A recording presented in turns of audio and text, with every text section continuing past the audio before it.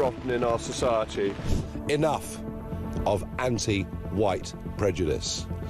A promotion of the idea that white lives matter just as much as black lives. Nigel Farage said today it should be white lives matter. Are you making the same point? It should be everyone matters. And when you hear Henry's faltering voice, losing its tone...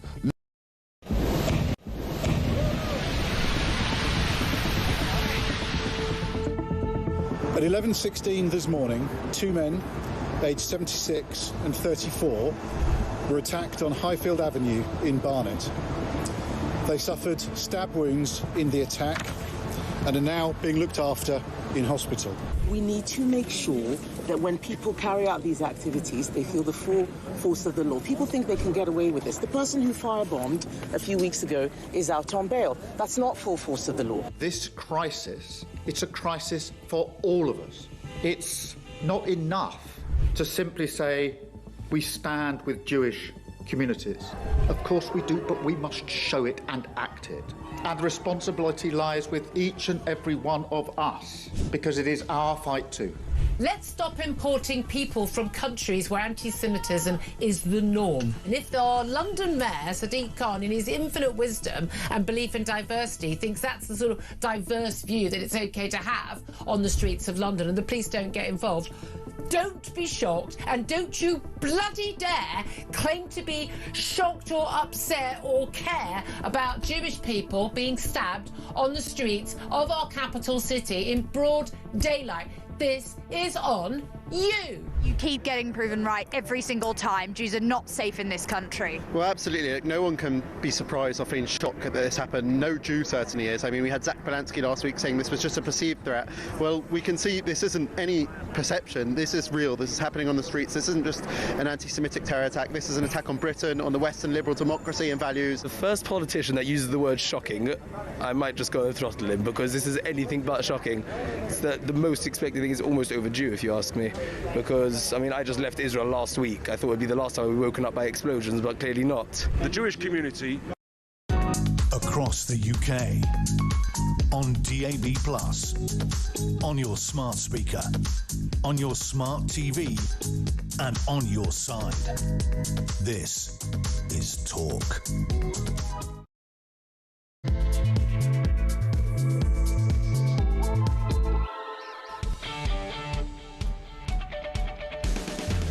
Hey, very good morning to you. Welcome to Thursday's edition of the Jeremy Kyle Breakfast Show on Talk, of course, the home of common sense and the home of you, my friends, the alarm clock Brits. I'm not allowed to look outside. We've got a window. We've got the old things down because it's apparently bright sunshine. Don't know where you are, what you're up to, just finishing the night shift, just heading out, trying to get the kids organised. You are welcome. Your views on the day's news are what this show is all about, and thank you so much to everybody who seems to be switching on. Everywhere I go, people are saying, you tell it like it is, Jez. I was on the beach the other day, I'm not telling you where, and I was buying a coffee, and this bloke said, Jeremy Kyle? And I went, yeah. He went, yeah, Talk Breakfast? He went, yeah. He said, I don't listen unless Poppy's on. I said, Poppy, who? Poppy's back, ladies and gentlemen. Where have you been? I've been in China. How was it, mate? It was fantastic. It was really, really interesting. I spent 3 weeks there, but I never, ever want to look at a plate of noodles again. Oh, really? I'm full. Done. I've had enough for a lifetime. Did you miss me? Of course I missed you. There wasn't sincerity in that at all. I didn't feel like it was sincere. You're asking me if I miss being at work. Yeah, come on. I've got to be realistic. Ridiculous, China. I tell you, I had a week off camping. Do you know the heat wave we had here? I do. I'm very annoyed I missed it. I ended up in a tent. It was 41 degrees. Oh, my God. It was like living in Satan's... Anyway, let's get on with the show. Can I just say, there is still only one story in town. This is very tinny this morning. Are you listening here? It's very weird. There is still only one story in town, but so many different aspects. Can I just say nice and early this morning, if you do want to be part of the show, 0344 499 1000. Tommy is here. It's the only number you need. We have a text system you can get involved in as well, 87222. It's a sad day for Poppy and I and the team because Christian is going on holiday. So God knows what's going to happen next week. The new work experience girl, Harriet, will probably end up producing. But I'm told that Christian isn't going in a tent. So there because he's under the thumb. He's probably going looking around museums. I'm joking. 0344 499 1000. Let's just take this story of the horrendous story of Henry Novak, the 18-year-old university student who was fatally stabbed in December after confronting a Sikh man who was harassing female students. His attack of Vikram Diggle, we've seen the footage. Jailed on Monday for, I think, a measly 21 years, having lied to the police about being racially abused, and the Hampshire police force, quite rightly, under huge pressure because the footage showing their officers going, Henry's going, I can't breathe, and they're going, mate, you're not stabbed, just get on with it. And the last thing this poor kid saw in his life was being handcuffed and not his last rights being administered, but his rights. Well, this scumbag stood there. He has eventually been arrested. Now, politically, what's happened is that everybody has had their say. And one of the most vocal was Nigel Farage, who on, I think, even Tuesday morning, addressed the nation from where he was in the United Kingdom and was very forcibly saying we have two-tier policing. Proof of it, it's not acceptable. He was, let's say, roundly slaughtered yesterday in the House of Commons. He warned that rioting after the murder of Henry Novak risks the beginning of wider unrest. The Reform leader said the division will get worse if young white men feel that police are prejudiced against him. In a heated exchange with Starmer, Nigel said the British people were living under two-tier policing, to which Starmer responded by saying, no, they're not, and that you are exploiting this tragedy to create grievance and division. In fact, almost every politician in the House of Commons seemed to agree with Starmer. I want to know what you think. Was Farage speaking the truth or creating division? Is not the job of our politicians to not always listen to focus groups, but say what they feel? That's just my opinion. I'm sure Farage says things that are wrong. Do we have two-tier policing? And do you think that Farage was being divisive, or was he actually speaking about the reality of what's going on? Pops, what's your thoughts? Well, I mean, I think it's pretty self-evident what's happened in the Henry Novak case.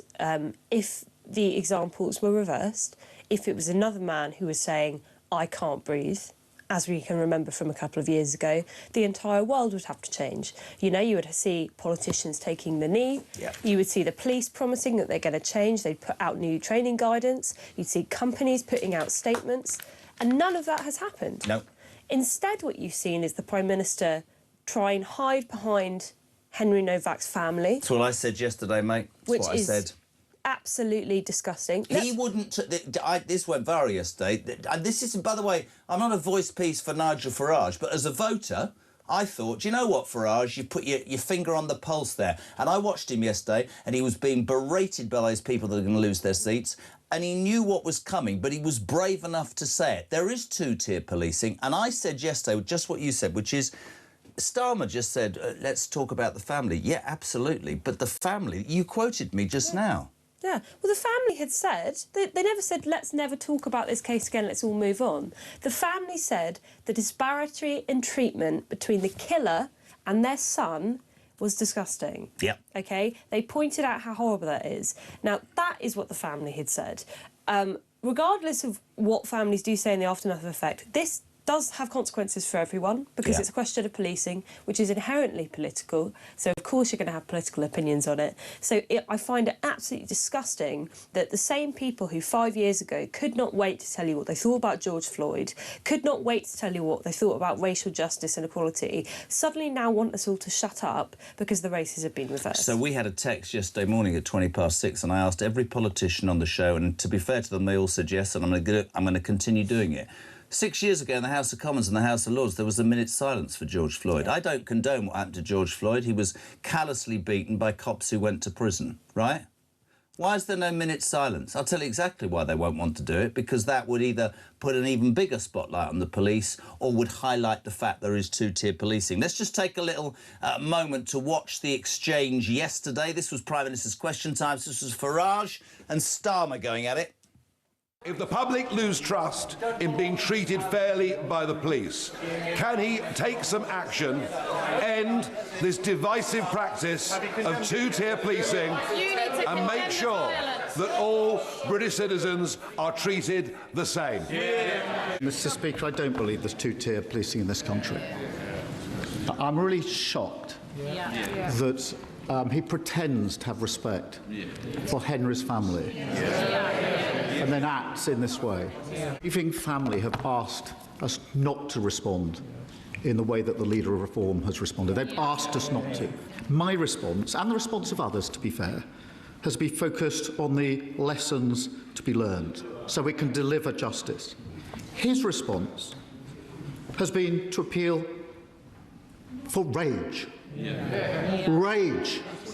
That's his response to a father who's lost his son and asked for that not to happen. Exploiting this tragedy to create grievance and division would be wrong in any circumstances, but to do it when the family are expressly saying, please don't, is unforgivable. Pops? Well, you know what I just thought of when Keir Starmer is talking about respect? I just thought of the family of Rhiannon Skywhite, who was a young lady who was killed by an asylum seeker at the hotel that she was working in, who said on stage with Nigel Farage how angry they were, how he never should have been in the country in the first place. Yeah. I thought about the mother of Barnaby Webber, the child who was killed by Valdo Calacane in the Nottingham stabbings, who also has said, no, I won't not look back in anger. I am angry. I do want justice. And do you know what I was thinking when I was watching that? About all those young girls that were raped. Yeah. And the grooming gangs inquiry that still doesn't happen. You talk about apologising to victims. This is not, by the way, there are many things that Nigel Farage says that I don't agree with. This is interesting. Morning both. Starmer says that Farage was speaking for political gain, then stands in Parliament slating him, doing exactly the same thing. Of course there's two-tier policing. Diversity training is a joke, says Paul. Hi, Jeremy. Nigel was saying it as it is. Nigel always sticks up for the British people. He was not causing negativity, just being honest. Where's the minute's silence for Henry? And we'll take this on further because away from Starmer and Farage, and we want to hear from you, 0344 499 1000, text to 83... what is it? 87 treble... whatever it is. 8722. Do you think Farage is being divisive? What's the word divisive? That's it. Or do you think he was actually speaking for you? Do you think we've got two-tier policing? This is what's really interesting, front of the Telegraph. Yesterday we had Alexis Boone, who's the Chief Constable of Hampshire Police. This was his response. He says, you know, we're very distressed at the body cam footage, but there isn't two-tier policing. This is the head honcho of Hampshire Police. Have a listen. Do we have a two-tier type policing system? I would refute that. I would say absolutely not. I see officers day in, day out on the grounds serving without fear or favour all our communities, and I think that's the case nationally. I appreciate other people have a different view, but that's my view. But interestingly, on the front page of the Telegraph today, Pops, officers pressurised by diversity course. It's emerged that police officers in Hampshire, in the force, that failed poor Henry Novak, felt, and I quote, controlled and pressured to feel certain ways during diversity training. A day-long course titled Inclusion Matters taught officers about racism, unconscious bias, privilege, and the importance of being an ally, which I'm really sorry smacks of the fact, unless these were the foremost incompetent police officers in effect, because I can't get away from the fact that that kid, as his life ebbed away, was told, "Hey, you haven't been stabbed, mate." Yeah. So it's beyond me. Well, I'm sorry, we were in a situation where a fake accusation of racial hatred was treated more seriously than stab wounds. Completely right. Why are we surprised by this? Let's actually look into what the materials these police officers are being trained by. They don't have racial equality courses in a lot of cases. They have a new thing, racial equity. Racial equity literally means, and this is taken from a police website, that you do not treat different races the same. I know. It's I mean, not colourblind. So it's racist. It is. So the National Police Chiefs Council, we did this yesterday on the show, and this story ain't going away. Our commitment to racial equity means producing equality of policing outcomes for people from different ethnic groups. Good. By responding to individuals and communities to their specific needs, understanding these will be racialised, and this is the bit, it does not mean treating everyone the same. Well, How the hell does that work? Here's the other thing, equality of outcomes. So that means if there's an even slight racial disparity in, like, crime statistics, what is an officer on the ground supposed to have a live updated spreadsheet of how many people we've arrested of each race today and go, oh, well, I know that you're carrying around a massive knife, but we've already arrested enough people of your race today, so we're just going to have to let you go. But I've just seen a white guy walk past, so I guess I'll just nick him instead. I mean, it's insane. What do you say to the people who would listen to you and me and they'd say, you're just stirring this up. There isn't two-tier policing. That is fundamentally wrong. What the division in this country is being caused by media outlets like this and newspapers who dare, I mean, I've got an answer, but I can let you do it. Dare to speak about these But I things. say get your head checked, because I'm just going off of stuff that these police officers have posted on their websites. Yeah. I'm just going off legislation that the government has pushed through. This is the reality of policing this country. If it's divisive to tell the truth, then I'm sorry, you're not going to be very happy living in a democracy. Maybe you should move. Former Home Secretary thought this was really interesting. Well, Jack Straw, I mean, a proper old-school level. Last night warned that police anti-racism guidelines have gone too far since he first oversaw the inquiry into Stephen Lawrence's murder more than 25 years ago. He says there's been an overcorrection by police, and I think that, if you look at, in my mind, if you look at the whole of society with DEI and this inclusivity and all that, yes, there was racism by the police against ethnic groups years and years ago, and that was fundamentally wrong. But it's a bit like you can't get a job anymore if you come, you know, if you happen to be... You know what I'm trying to say? They've ticked so many boxes, it's flipped completely the other way. Jay, good morning. How you doing? Morning, Jezza. Good to have you on. Just want to point out, I totally agree with Nigel Farage. It's all right saying, you know, Henry's family and their wishes, and I respect that. But also, as a father of 5, I'm sitting here thinking I don't want my kid to be the next Henry Novak. OK? Ever since this government have got in, there's more division and more tension than I've ever seen. And all Nigel's done is tried to point out facts. And I totally back the man for it. Farage for PM for me, please. Interestingly, let me read you something. There's a few really interesting texts this morning. 87222. Let us know what you think of this. Hi, Joe's totally ashamed of all of those who shouted down Farage yesterday at question time.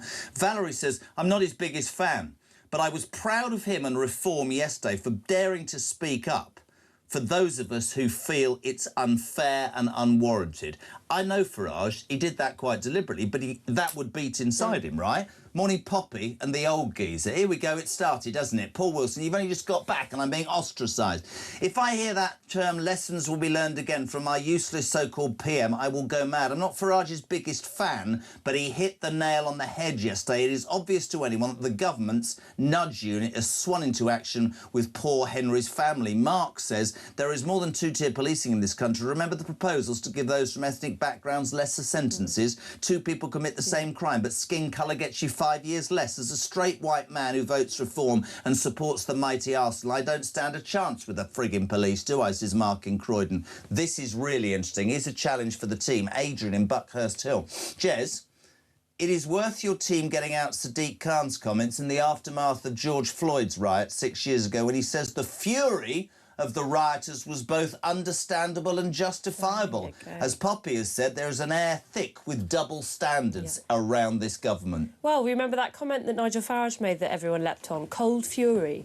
Cold fury. What does that mean? It means you're angry at something that's happened. No, they said that he meant take to the streets. Yeah, exactly. Cold fury is quite different, OK? It means that you are furious at injustice that you've just seen on video versus all these politicians, including Sadiq Khan, apparently using these words willy-nilly 6 years ago, and it's fine when they do it. Of course. But when Nigel Farage does it, he's creating division. It's interesting. The BBC has last night apologised to Nigel Farage after one of its presenters, Matt Shawley, misquoted his comments about the killing of Henry Novak. During Tuesday night's Newsnight programme, Shawley said that the Reform UK leader had told the public to respond to the murder with white cold rage, when he actually said, I feel pure cold rage. Yeah. Not having a go at Shawley, I'm having a go at the BBC. That was repeated 3 times. It wasn't a mistake. The truth of the matter is, whether people like this or not, and again, I try and keep all sides. Today I've got Reform people on, I've got Labour politicians on, I've got Conservative politicians on, right? But here's the truth, right? The establishment, whether it's those nodding donkey MPs or the BBC, are terrified of a politician like Farage because he stands up and he's not scared of the flak by saying what he thinks. And I think it's incredibly important. Anna, good morning. Good morning, Jez. Anna, sorry. I do think the country is traumatised over what they witnessed. I had grown men yesterday sitting with me in absolute tears. I'd also, another quick point, I don't know if anyone's noticed, but that thing that's in number 10, I don't want to say his name anymore, hasn't come out with two words, far right. Haven't heard him say it yet. Does he recognise the trouble the country's in? No. Let's just hope this ends quickly, Jez. Cheers, bye-bye. The reason you won't hear anything from Keir Starmer, apart from towing that party line, is because he's terrified of alienating a voter base. I don't care what anybody says, I'm going to keep saying it. Well, speaking of terrified of alienating a voter base, look, he said nothing at all. Andy Burnham hasn't bothered to comment. Running in Makerfield hasn't bothered to comment on Andrew Novak. Wonder why that is. I'm sure he said plenty of things about George Floyd. Talking of which, Sadiq's tweet in 2020. The death of George Floyd has rightly ignited fury and anguish. Rightly ignited fury and anguish, not just in the United States, but around the world. No country, city, police force or institution can be complacent about racism and the impact that it has.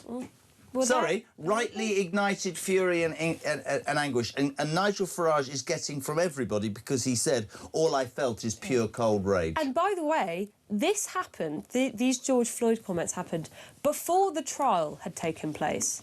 This was when the video of it happened had leaked around the world, before a trial had taken place. Farage is commenting after criminal proceedings, when we know the outcome of criminal proceedings, when we know exactly what's happened to the family and the killer. So it is totally legitimate for him to make these comments. It's not like he's jumping on a scandal without having all the facts. The facts are on the table. If you're not furious looking at the facts, then there's something wrong with you. I mean, that footage, I mean, everybody's sort of explained their bit, I think, over the last couple of days. I mean, I heard that last voice note guy saying, you know, all I could think about. I've got a nearly 18-year-old boy called Henry.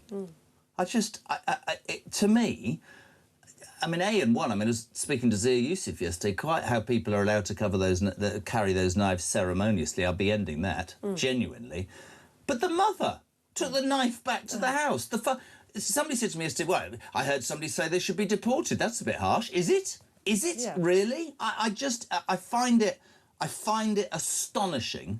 But listen, people will say talks, you know, to the right a bit and you're sticking up for Farage. No, I'm not actually sticking up for Farage. I'm sticking up for a politician who had the balls to stand up and say, here's the reality. Because here's the truth. If, as you said at the beginning of the show, if, what was he called? I hate him. What was his name? Digwa had been stabbed by Henry Novak, as you said. Cue bloody pandemonium, right? Completely. Right, Boz, good morning. Morning, JK and the breakfast team. Travelling Boz here. I knew this was coming. As soon as Nigel Farage said anything, it'd be rounded on. And that's why Starmerchoff turned up for once at PMQ time, because he had a target to hit. He brought out the same old thing. Oh, he's stirring up trouble. Yes, it's a time of peace for the family. Because he had an audience with him. He knew the Labour people and a lot of the others as well. The difference was that when you heard Nigel Farage the other day, when he made that address to everyone, it was heartfelt. It was what a lot of people were thinking.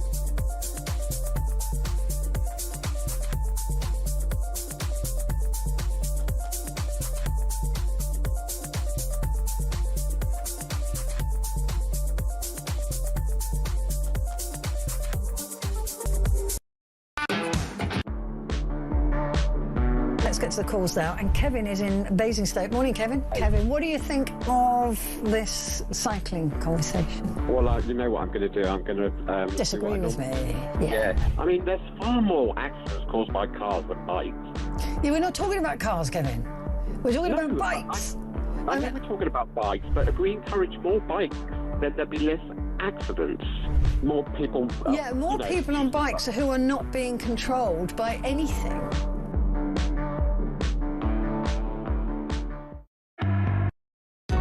Across the UK, on DAB+, on your smart speaker, on your smart TV, and on your side. This is Talk. Welcome back, 6:25. It is Thursday on the home of common sense and the home of free speech. This is Talk if you want to be part of the debate. Jeremy Kyle and Poppy Coburn, she's back from China. We're here until 7 o'clock. I'm then here till 10 on my own. 0344 499 1000, text to 87222. So much to talk about. Let's go to the front page of the Mail. The Tories this morning calling for Henry police to be investigated. Now, we know that the IOPC, the Complaints Commission, are looking into this whole thing. If you go back to what happened with George Floyd, those officers were locked up. I found out yesterday that 3 are still working and one's already retired with a full pension. I think public pressure, and I've been a great supporter of the police, but the incompetence in that instance, is it down to the training or just incompetence? I suspect 90% the training and 10% incompetence. The public won't rest until something's done. Yeah, I completely agree with you. I mean, there's multiple aspects to this. One, the IOPC is operational body. They are not going to do a proper, full swinging It's like marking inquiry. your own homework, isn't it? Exactly. We need a proper inquiry because it's not just about how the officers acted on the night, it's the training manuals, it's what was the ideology that was coming down from officers on high, what was the ideology that was being pushed on them from politicians. We need answers to that as well, so we need a public inquiry. Another thing that I think is worth pointing out, Chris Carber. Do people remember that? He was a career criminal who died in a conflict with the police after he tried to ram at an officer with his car. Fleeing from the scene. The police officer involved who had killed Chris Carber, it was totally found to be legitimate in the court of law, yet the IOPC still dragged him through a misconduct inquiry. He was abandoned by his police force, abandoned by his union, completely thrown to the wolves because these racial activists wanted to say, oh, it's police brutality, it's racism against black people, even though it wasn't. It was the officer acting completely correctly in that situation. He went into hiding and different identities and everything. He had to go into hiding. It went on for years. It probably ruined this man's life and it certainly ruined his career. But they've closed ranks on this. But they've closed ranks over this. Why? What's different in this case? Henry Novak, an innocent 18-year-old who's done absolutely nothing wrong, falsely accused of racism, stabbed to death, handcuffed by police officers. Chris Carber, career criminal, tries to ram his car at a police officer. Suddenly, he gets everything. We get all the inquiries. We get all the investigations. That's two-tier. That's two-tier right there. That's just one example of two-tier justice. It's a perfect example. Jane, good morning. Morning, JK. Yes, there is two-tier policing, and Nigel Farage is speaking up for millions of people who Keir Starmer seems to have forgotten we hold a vote too. He's so in his little bubble. I've expressed it before about his bubble. The two-tier policing, the rape gangs, the Manchester bomber. Do I need to go on? It's so obvious. And these Labour MPs, they've all come out with the same line. Don't make it racist. But it is. Really interesting point. Listen to that. Completely agree. You have to agree with Jane and Poppy. This is Dave in Cheltenham. No two-tier policing. Leeds riots. Police stayed away. Manchester Airport police station protest by Muslims. Police stayed away. London protests for United Kingdom. Riot gear, but not for Let's Protect Palestine. Absolutely. Sorry, and you know, there will be critics of the fact that we're even daring to say it, but it's true. I don't care. I said it yesterday and I'll say it again. I don't care the colour of your skin, your ethnicity, your religiousness, your creed or anything, right? If you abuse an 8-year-old in up north, right, you should be in jail. Don't give me it's going to take 8 years to investigate it because we might upset certain groups. And if you cannot accept that poor boy died, I'm going to be sorry, warning, choking on his own blood as his lungs filled because he'd been stabbed by some scumbag, and the police were so terrified of how they behaved because they'd been told, we don't want to upset anybody. I reckon if they'd actually dealt with that kid, right, and called it out, I'm not saying they would have saved his life, but it's just wrong. And for politicians to just try and gaslight us and go, there isn't two-tier policing. There is. And the only reason politicians won't say it, I am convinced, is because they think, well, that's gonna alienate me. That is no way to lead. That is not conviction politicians. That is people who are not able to have the balls to tell the truth because they're frightened. That's what this country needs. And this is not a rant about Nigel Farage, but I watched his face yesterday and I watched all those people around him screaming at him, and he had the balls to say it and he knew that was coming. I don't see that in politics, Pops. I don't see it anymore. Well, when I was watching that clip of Nigel Farage in the chamber and listening to the jeers, the sneers on these people's faces when he is just asking the question that millions of people around the country will be wondering, does my life count? If I die in police custody, will anyone take the knee for me? If I die in police custody, if I'm killed on the basis of a fake racism accusation, is anyone going to speak to one of my community leaders, as the police do whenever there's a different altercation? No. They won't, because there is two-tier justice. There are so many examples of this, but there is no point arguing with these people. They are totally blinkered. There's nothing you can do to change their minds. But how do you change that? Because I'm old and angry. You need to get them out of power. You need to get them out of power. You look at them and I'm screaming at the television going, listen, you... like you, but yes, I presume the only way is to... I mean, I had a Labour politician on yesterday, and I'm not... Noah, I can't remember his second name, Noah Law, I think, the MP for St Austell and Newquay. And fair play, a Labour politician came on this show. We got another one this morning. And he looked at me and he went, there's no two-tier policing. No, but there is. No, there isn't. It's like a party line. So go and answer what that caller just said about Leeds and about Manchester and about the Unite March. Well, you know, another thing, the quote that Shabana Mahmood gave was policing without fear or favour. Even within the police force, it is a well-known fact, and we can back this up with multiple cases of discrimination within policing that have actually gone to court, that if you are a white male in the police, you are either not going to get hired in the first place or you're not going to get promoted. Even within their own service, there is racial discrimination. Oh, Shabana Mahmood, is that the same one who, by the way, 6 years ago, you could grab that tweet out from me. She tweeted, you know, how we should all take the knee and it was utterly disgusting and vile and awful, which it was, but it was 5,000 miles away. Not a word about Novak. Not a word at all. Loads of you responding. Good morning, Jez, and welcome back, Poppy. Starmer's response to Farage was, lessons will be learned. That's the problem. He never learns any bloody lessons. That's Jules. Good morning to Chris from Beverley. He says, welcome back, Pops. The parties, all of them running scared of reform. None of them are listening to the public other than for reform. Labour are absolutely done. They just don't get it. Starmer again, dodging questions, hiding behind the family and so scared of upsetting his voters. All people want in this country is fairness. Absolutely. And we are not getting it. Britain is broken, but I do believe it can be fixed if we have a change. Good morning to Maggie in London. Starmer's response to Nigel's questions yesterday was fake as they come. I'd call it faux sympathy. He needs to stop hiding behind the family, which is what I said yesterday, and see what we have been seeing for a few years now. No one since he's been in number 10. We are not blind. I can see it and the country can see it. As clear as day. And she's right. And I said it yesterday. When you accuse Nigel Farage of daring to talk about something that we should be talking about, and you use the family, right? That's because you're too scared to front it up, mate. Joanna Summerfield. Morning, Jeremy and team. Joanna in Shropshire here. Yesterday's PMQs look like woke pack mentality. Good on Nigel for facing it head on, speaking up for what millions of us think. Morning to Bill in Cheshire. BBC apology. Oops, yet another misquote. False edit by the BBC of the words of a right-wing politician. Can anyone remember the last time the BBC, this is great, this is Poppy, had to apologise to a senior left-wing figure for any sort of misquote? More than a coincidence. Lefty bias is rife at the BBC. It's true. It's true. Well, yeah, it's pretty clear what the framing is on that white line, isn't it? They're trying to paint Nigel Farage as a racist. But the opposite is true. He is literally the only one who is asking for equality. He is the only frontline politician who is actually just asking to be treated in the same way. So he's not divisive right-wing, then? No, he's not divisive right-wing or far-right. If he's divisive right-wing and far-right, then I'm afraid millions of other people in the country are divisive right-wing and far-right That's too. the problem, and that's why I asked it you, because when, after Southport, and I didn't like what I saw in Southport, I didn't like what I saw some of those mindless thugs doing in Southampton. But I also showed footage yesterday of thousands of people who turned up peacefully in Southampton. And took the knee. And I think it's really easy to go far-right, divisive, far-right, horrible, nasty.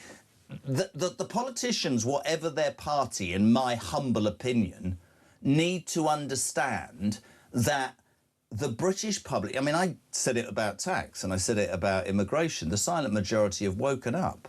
And I have to say that he, for me, has the balls to say... I've got some breaking news, by the way. We've sorted this. Nobody else gets this. Nigel Farage will be on this programme at 8 o'clock this morning. Great work, gang. Nigel Farage, whatever anybody says, and I question him, right? They were howling at him yesterday. Howling. Breaking news, if you just tuned in, Nigel Farage on this show from 8 a.m. Morning, Carl. Morning, Jez. Carl from Great Yarmouth. Just past 6 a.m. Driving to work as usual. Alarm Clock Britain, like majority of your listeners. I'd just like to say that Nigel Farage is so high in the polls at the moment, and so is his party, and that's why they won so many seats at the local elections, because he has got his finger on the pulse of your working man in the UK. I wish that he would end his rift with Rupert Lowe, because between the two of them, there'd be a dream ticket. But the thing with Farage is he says it as it is, and Starmer, liberal lefty, North London elite, as you call them, and we all call him, he is just hiding behind Novak's family. And at the end of the day, the British public are sick to death of his government, him, his wishy-washy policies. And as they say on Facebook a lot, let's see Starmer go on one knee like he did for George Floyd. It won't be happening, will it?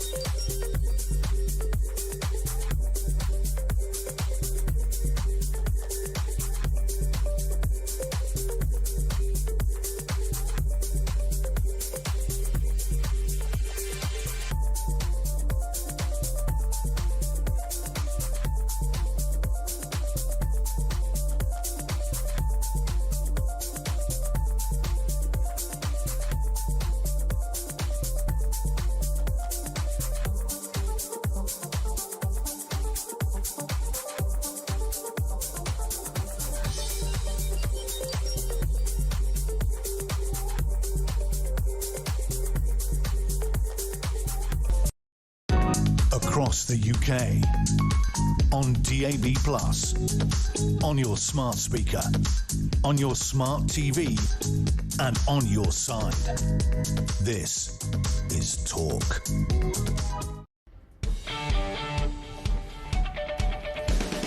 Welcome back and a very good morning. Wherever you are in the United Kingdom, 22 minutes to 7 o'clock. This is Jeremy Kyle on Talk Breakfast, the home of common sense and the home of the alarm clock Brits. Don't know what you're doing. And breaking news, Nigel Farage, who, it has to be said, took on most politicians yesterday, is live on this programme from 8 o'clock this morning. It's an exclusive. If you want me... I'm just going to say this now. If you want me to ask Nigel a question, if you want to put a question to him, you want to say anything at all, you can text the questions now, 87222. You can send a voice note. I will do that for you. Sam in Cheshire. Do you know Sam in Cheshire at all? Really? You should do. Don't do that look That holiday in China has done Poppy wonders. She's on fire this morning. I literally had a lump in my throat when she drew comparisons to the two-tier policing debate. Oh, my God, she's amazing. Sam's about to enter Thank you, rehab. Sam. Disillusional characteristics. Guys in Scotland, somebody has me. I'm joking. By the way, you missed all the Jimmy Cranky stuff. Was this? Sturgeon and the of course, husband. the Oh my pig. God! I completely forgot. Why The would toilet roll. The toilet roll. Not just that, the £2,000 grinders, and a bald. I know, I did that, and the bald man that spent 350 quid on a Dyson hair blowing thing, and the motorhome. I did not see the motorhome. I did not see the motorhome. I entered my in-laws' house and it was there, and I didn't know. What is that accent? And that's Jimmy Cranky. She's sorry. Do you know what the thing about Nicola Sturgeon is? Just going off thing a minute is so judgmental, so utterly down her nose at when Boris was doing his stuff, and so judgmental. And the best bit about Nicola Sturgeon, who apparently I shouldn't have to apologise for my ex-husband's claims. I knew nothing about it. A woman who spent, I'm on one now, a woman who spent 25 years slagging off the United Kingdom and wanting independence. Do you know where she's moved to? London. She's moved to London to get away from the heat that she's finished and rented some flat somewhere. I wonder who's paying for that. Just saying. Well, at least she didn't have to go abroad. God alive. Morning, Jez. I watched Nigel yesterday and all I saw was a very brave man in a crowd of fools, says Stu in Halezone. You were saying this as well. What message does it send when those people are... they're all for having the right to say something, but if they don't like what they're hearing, they all start barracking you, don't they? Oh, it's funny that. It's all about dignity and decency in public life, apart from when it's someone they don't like, and then it's just jeers, sneers and all the rest of it. Morning, Beth. Why didn't Farage mention that Starmer didn't even mention the murder of Henry on the weekend, but he did tweet about Arsenal? Absolutely spot-on comment. Totally correct. Well, all of Labour waited how many hours to say anything? And when they did say something, it was basically just to condemn Farage. You think Farage was the person who killed someone, the way he's being treated? Absolutely. Nigel Farage on this programme from 8 a.m. It's an exclusive 0344 499 1000. Morning to Guy in Scotland. Farage asked about correct policing and what needs to be done. Starmer used the family to avoid the truth. He's a coward. Couldn't agree more. Morning, Adam. Morning, Jezza. This is Adam from Bournemouth. Mate, doesn't it just go to show, right, that Nigel Farage is in control of literally, as soon as he talks, people listen. And yesterday he was spot on what he said.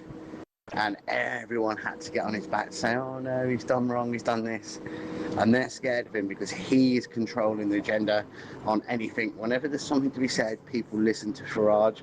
Like him or not, he hit the nail on the head.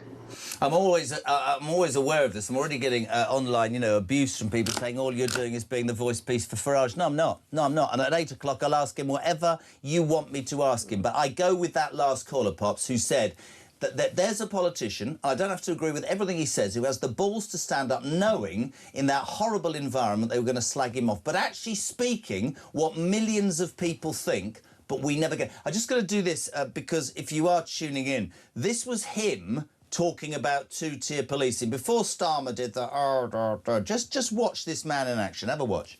Following the horrendous circumstances of Henry Novak's death, can I urge the Prime Minister to consider this? It is now clear to growing millions in this country that we're living under two-tier policing. The instructions that are given to police officers from police bosses are clear and written down in ink. It says you must treat different ethnic groups in different ways. That, apart from the upset and the anger at the circumstances of his death, the anger that you saw spilling out in Southampton last night.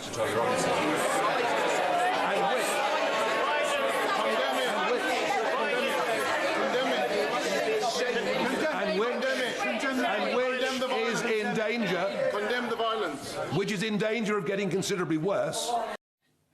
Just watching, have you seen those three people behind him?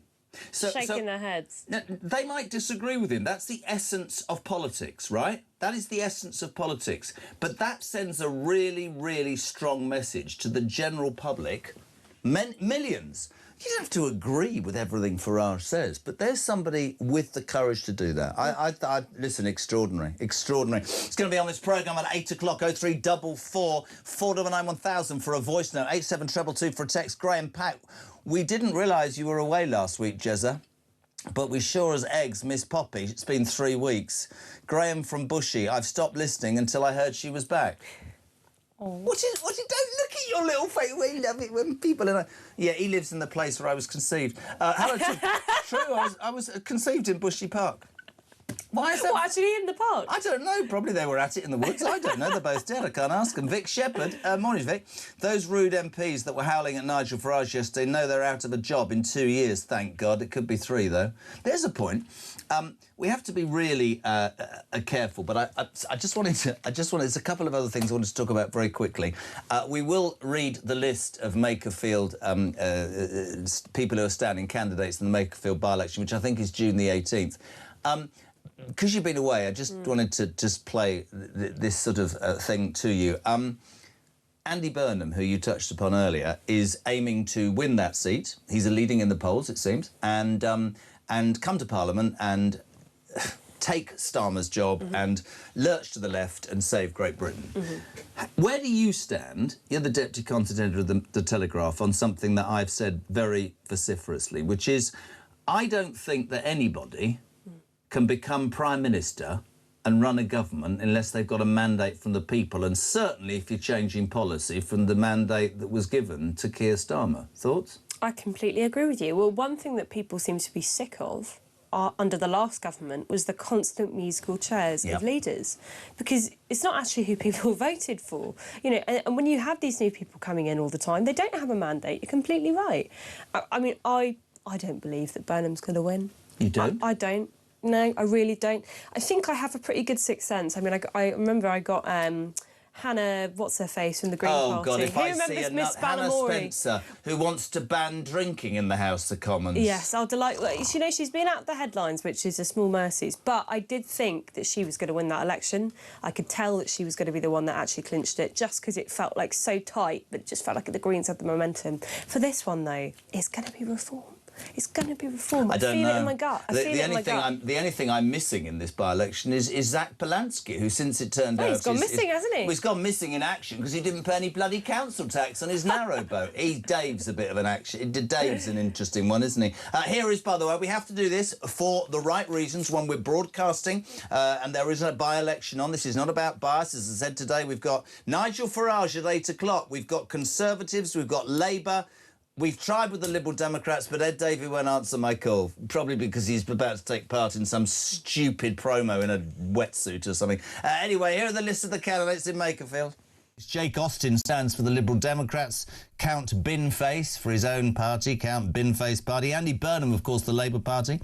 Dan Clark, the Libertarian Party. John Dyer for the Independents. Ed Gemmell, the Climate Party. Paul Gould, the Independent. Alan Howling, Lord Hope, the official monster raving loony party. Robert Kenyon, Reform UK. Robert Pownall, Protect the Wild. Rebecca Shepherd, Restore Britain. Sarah Wakefield, the Green Party. Peter Ward, Rejoin the EU. And Michael Stanley, the Conservative Party. That's your list of candidates. Makerfield, of course, June the 18th on a Friday, and we will do all of, as we always do, which is bringing everything to you. 6:40, about 30 minutes to 7 o'clock. Poppy's here. Can I just grab something else from the front? Oh, my God, of the Times. Now... The other thing you missed was the Mandelson. Well, you were sort of back. Just the tail end of the Mandelson, yeah. Do you know who Darren Jones is? Unfortunately, I do. Darren Jones is the I mean, I've never ever heard of this. The Secretary of State for the Prime Minister. I mean, that's an interesting role anyway. This man was the one... well, he's the one who said about boats. So he said on Newsnight, 90% of the people in boats are women and children. It's obviously blind, right? This is brilliant. One of Keir Starmer's closest allies told Lord Mandelson he was so sorry on the day the peer was sacked as the ambassador to the US, according to messages released in WhatsApp chats. Darren Jones, Chief Secretary to the Prime Minister, complained to Mandelson about all of his cabinet colleagues and discussed advancing his career, and could Mandelson help him? They're all up to their bloody necks in it. Well, quite. I mean, every single person on that Labour front bench, I think barring a few notable exceptions, to give him credit, and I rarely do, Ed Miliband does seem to not have had a good relationship with Peter Mandelson, but they were so chummy, the rest of them. Yeah. Sending him little text messages, being like, thinking of you, which actually reminds me of Manderson's text messages to Jeffrey Epstein, where when he got arrested, it was And the none same of thing. them, no Darren Jones, none of them mention victims at all. Oh, no, they don't care. And they stand there in Parliament and they go, no, you're bringing this up, you're being divisive, you don't care about victims. Well, you're doing exactly the bloody same, aren't you? It's really important that we remember who the Labour Party are, the people within the Labour Party, what they believe, what their moral compass is. Well, to be frank, they don't have one. No. So don't ever listen to them when they talk to you about decency in public life. These are the people who defended a man like Peter Mandelson. Couldn't agree more. Morning, Jez. Morning, Pops. Why didn't the Speaker call for order when Farage was speaking yesterday? I mean, this is not pro-Farage, but that's a really interesting point. Good question. It's well, a good question. Lindsay Hoyle was the MP for Chorley. Coming in your ears, Chorley FM. Do you remember that with Peter Kay? He was the MP. I don't know. Is he biased? He's also, to be fair to him, he's ripped a couple of backsides off Starmer, so I don't know, but that's a really good point. Every time the media says Alan Kay, I don't know what that stands for. Alan, he was in Hertfordshire. Every time the media and politicians or anyone with something to lose uses the term I do not condone, a piece of Britain dies. It's groupthink, group speak, and it should serve as a warning on how much grip political correctness and lawfare has infiltrated the public sphere. The British are simply not allowed to be angry for fear of prosecution. That's absolutely spot on, isn't it? Completely true, completely true. I mean, lawfare is the right way of putting it. We have a government that's quite happy to slap injunctions on the media when they try and report back. Do you remember this story? When they secretly imported tens of thousands of Afghans into the country, slapped an injunction on the media for 5 years? That is the kind of country that we are living in. I have to be very careful, but you're not saying that people take out injunctions to stop stuff being said, are you? Wow. Wow, does that happen? Morning, Jez. Steve from Manchester. I love Christian. He when stuff like that, his eyes come out and stalks and his hand hovers. His Jez... No, he's all right. Steve from Manchester, nice to see you're a guest on the Poppy Coburn show. Steve, obviously single in Manchester. I think it's really nice of Poppy to give an old fart like yourself a chance at stardom. Great show, mate, from one fart to another. That's fair enough, yeah. I'm an old fart, apparently, Pops. Morning, both. Karen from Newcastle. This government's a joke. Farage was 100% right. Starmer hides behind the family comment. Shame on Parliament, the way they treated Farage. You can change the ringmaster, but it's still the same circus in power. Time to get those idiots out. I watched that. I mean, I'm with her. I watched those idiots yesterday, and I thought to myself, you're not doing yourselves any favour. If you have just woken up or tuned in to the Home of Common Sense, Talk Breakfast is on. And Nigel Farage, big outpouring of criticism from many people when he had the balls to stand up in the House of Commons yesterday and tell the world there is two-tier policing. Everybody went, oh, my God, divisive. He is on this show at 8 a.m. It's an exclusive. Nigel Farage at 8 a.m. If you want to speak to him, 0344 499 1000, text to 87 222. Can we go back to the Hampshire Police and this story in your newspaper this morning? We perhaps just want to finish with this. Officers pressured by diversity course. Is this happening all over police forces, do you think? It's happening up and down across the country. We know that. It's not just speculation. And a lot of this wasn't just brought in after the Macpherson inquiry, but it was doubled down on after George Floyd. So almost every police force now has what they call a race equality action plan. So they have to come up every year with all the ways that they're trying to get towards racial equity. What does racial equity mean? Racial equity means you're not colourblind. It means you want equality of outcomes. So it's like the difference between having like a normal governmental system and communism, right? Usually a normal government system is you'd say, well, we want everyone to have a fair chance. Yeah. In a communist system, you're like, no, everyone needs to end up the same. That's the difference between equality and equity, OK? So I think most people in the country support racial equality. Yes. But there's a very small section of people, particularly those who are working within the National College of Policing and their friends in academia, who say, no, we don't want equality. We actually don't want white people to be equal. We want them at the bottom of the pile, and we want to put other groups on top. What do you That's say what to it means. people who say what you've just said stirs up racial division? Well, stating facts stirs up racial division. I love this woman. No, listen, I could listen to... You know, I've said it before. I think you are absolutely spot on. And I think the danger for so many people is that No, actually, I'm going to change that. I think the danger for many politicians who do not think that you can even listen to words like were given to them by Farage yesterday is they've no idea they're toast. Yeah. And they genuinely have no idea. They look at you, you said just now, they look at you like you've arrived from another planet. Yeah. And all you're doing is talking facts. Lash, good morning. Hello, Jez. Lash from Cambridge. In every community, there's wrong-uns. And this Henry Novak case has presented some surprising facts for me. It's a disgusting thing. You know, it's got me really angry, quite upset. But I've heard some things that you don't hear from other religious groups about the wrong-uns within their midst. So the Sikh community banned him from his religious place for being a wrong-un. And they've also came out and condemned him as a whole, their religious leaders. And this is not something you hear from anybody who's a Muslim extremist. You never hear the imams coming out and condemning this behaviour or removing them from the mosques. And I think that shows that our Sikh community is moderate and is just as upset as we all are. And as for the police officers, you know, my parents-in-law are all coppers, and they're just as disgusted as everyone else. That man needs to go to prison. Can I say thank you to Lash? She makes a really, really good point about the Sikh community. There was footage yesterday of a Sikh gentleman shaking the hands on Monday or Tuesday night with the Southampton protesters. Certainly one of their leaders came out and did exactly that and apologised to family. And I think that's a really, really good point made. Yeah. Well, this is exactly what the kind of society we could have if we did have equality, real equality under the law. You know, you shouldn't have to feel that we are constantly having battles between different groups. But while there is this divisive, and that's actually divisive, by the way, that's what racial equity is. It divides people because it makes people angry that they're not being treated fairly. It's very simple. Treat everybody equally under the law.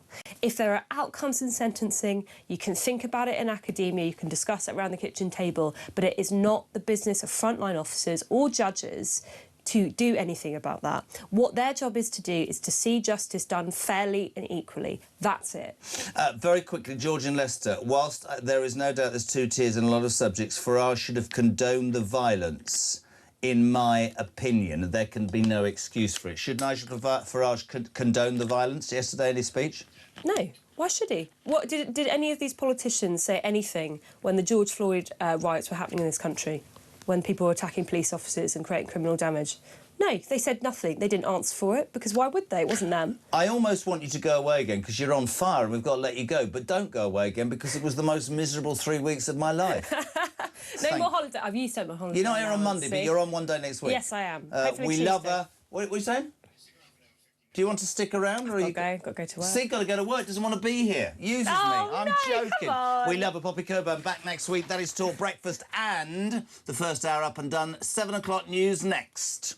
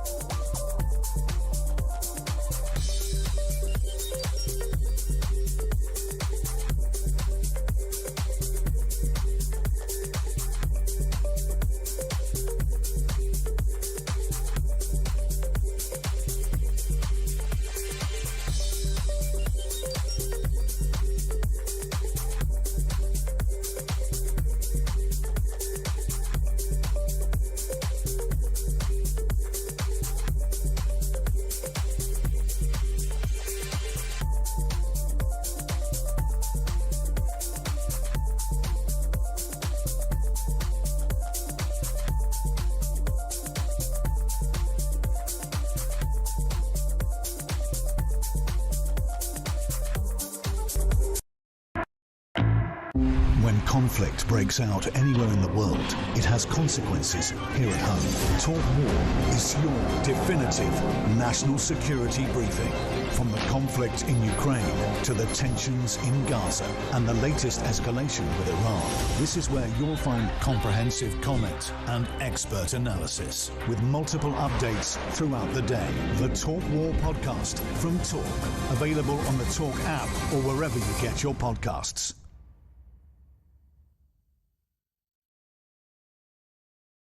The UK on DAB+, on your smart speaker, on your smart TV, and on your side. This is Talk.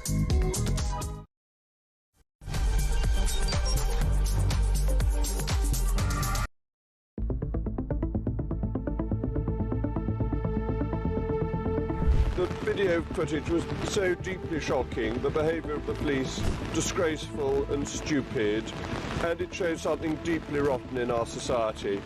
Enough of anti-white prejudice. A promotion of the idea that white lives matter just as much as black lives. Nigel Farage said today it should be white lives matter. Are you making the same point? It should be everyone matters. And when you hear Henry's faltering voice, losing its tone, losing its volume as his life ebbs away, you're not going to say, I don't think so, mate. And when somebody tells you they've been stabbed, your first job as a police officer is the preservation of life. Henry was pulled across the gravel, his hands forced behind his back, and he was placed in handcuffs. Instead of being treated as a dying victim, police formally arrested Henry for assault and read him his rights. That was the last thing he heard. I do want to address the Henry Novak case and what has happened since I was on air yesterday. Because after his son's murderer was sentenced on Monday, Mark Novak said of his son, "We do not want his death to be used to create further division, hatred or tension. We want his story to help make our streets safer for everyone."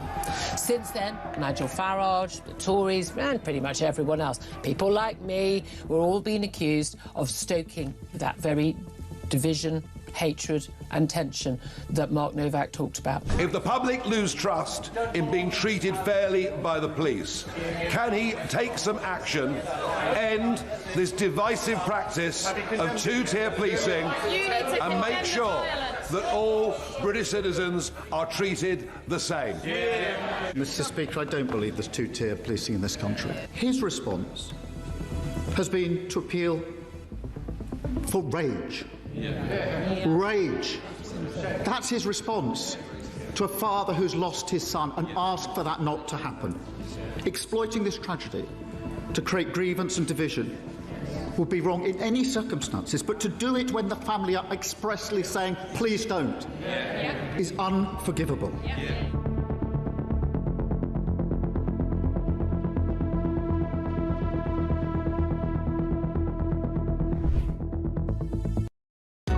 Across the UK, on DAB+, on your smart speaker, on your smart TV, and on your side. This is Talk.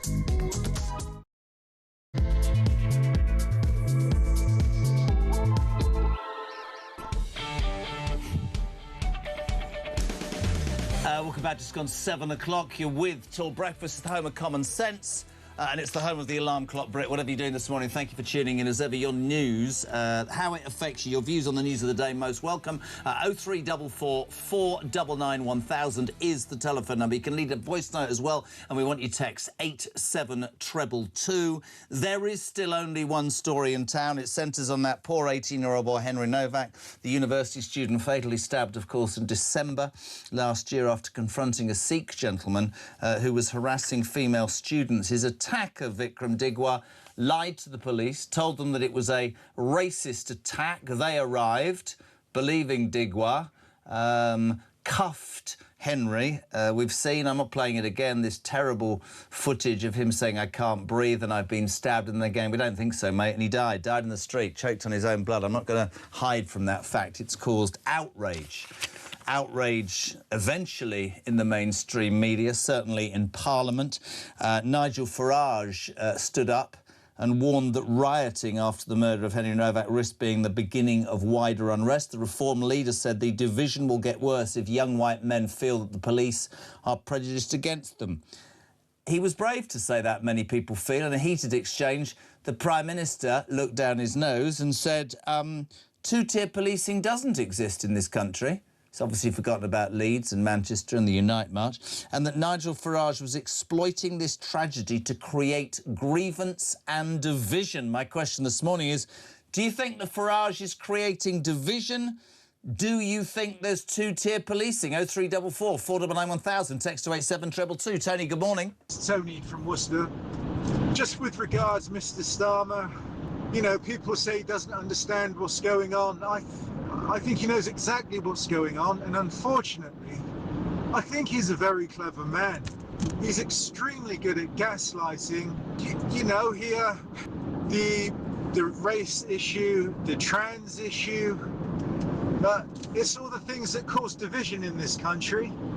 And he stands there yesterday and he blames Nigel Farage for causing division. He knows full well that there's already division in the country. We'd love your thoughts on this at 7:05, 0344 499 1000, text to 87222. This morning, late last night, emerged that police officers in the Hampshire police force that failed poor Henry Novak felt controlled and pressured, reported in the Telegraph, to feel certain ways during diversity training. A day-long course entitled Inclusion Matters taught officers about racism, unconscious bias, privilege and the importance of being an ally. Overnight, the Chief Constable of Hampshire Police, Alexis Boone, has apologised for their treatment of Henry Novak, but he too says two-tier policing doesn't exist. This is Alexis Boone.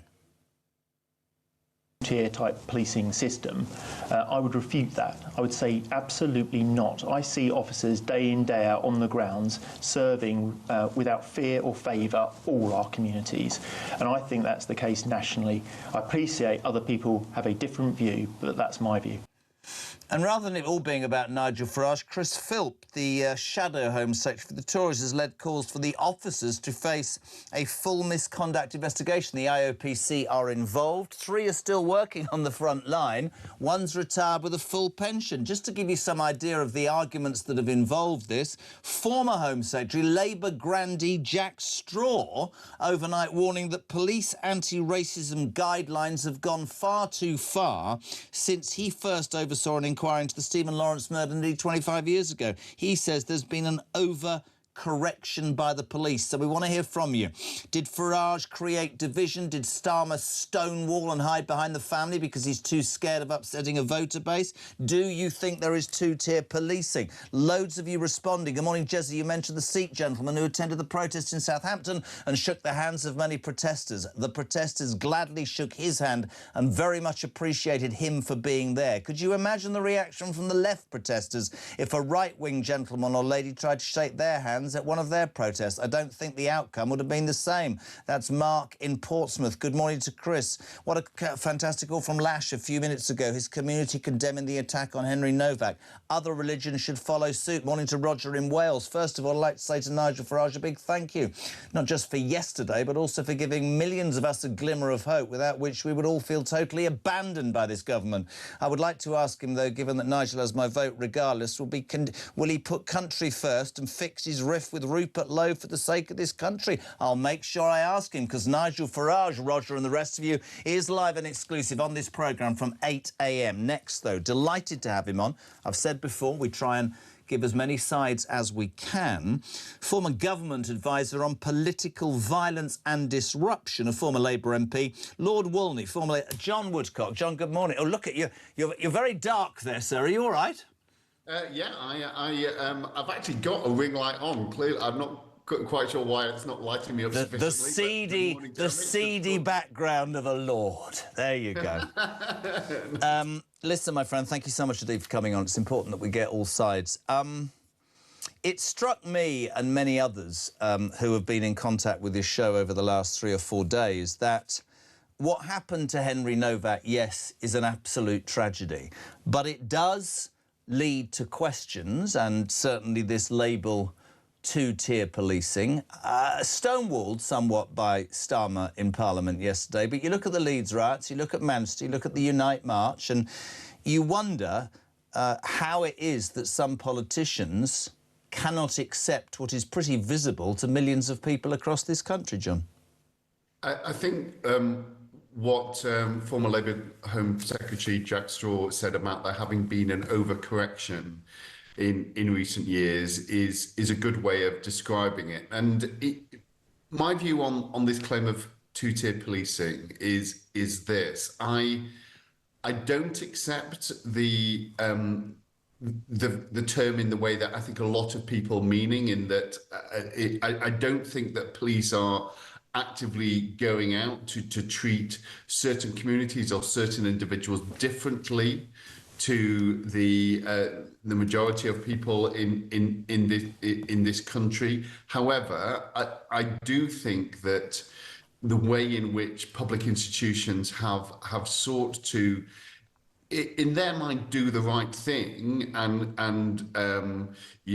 correct historic biases or prejudices that have probably existed through time, has made them make decisions which are just perverse and sometimes, well, I mean, I think you see the way that this played out in the Henry Novak murder, where it is almost certain, we've got the investigation coming up, but you're looking at this, it is almost certain that the charge of racism that was made by his vile killer completely threw those officers in a way which is completely unacceptable, and it's right that they face proceedings now. The ones who can still be accessed and haven't retired. But I think this is it. Overall, this is a product of a system which has been trying to do the right thing, but has got itself in a pretty horrible and sometimes dangerous place. I'm with you, and I certainly thought it was interesting that Jack Straw's intervention overnight talked about overcorrection. Let's make a few points. I absolutely acknowledge, as you did, that in the past there has been racist attitudes in the police. That is a fact, and that has led to this change. But, and I hate the sort of general phrase, but for me, so much of what we see now is that overcorrection. And DEI, whatever people want to do, we've gone the other way. We box tick so much as a society that we are missing out. And of course, sometimes people shout it out and people say, oh, you're being racist, you're being unfair. I mean, let me put this to you without wanting to upset anybody. I'm pretty sure, and I could be wrong, maybe you'll disagree, that if that vile man, as you described him, Digwa, had been lying on the ground stabbed, and a white boy, sadly, Henry Novak, had been stood there with a weapon, there would have been a massive public outcry. Rightly. But I keep going back in my head, John, to George Floyd. I don't condone what happened to George Floyd, and I'm glad those scumbags were jailed. But we had politicians and footballers and actors and activists all over this country taking the knee. I put to every politician yesterday on this show, and I'll continue to do it, where's the 1 minute silence for Henry Novak?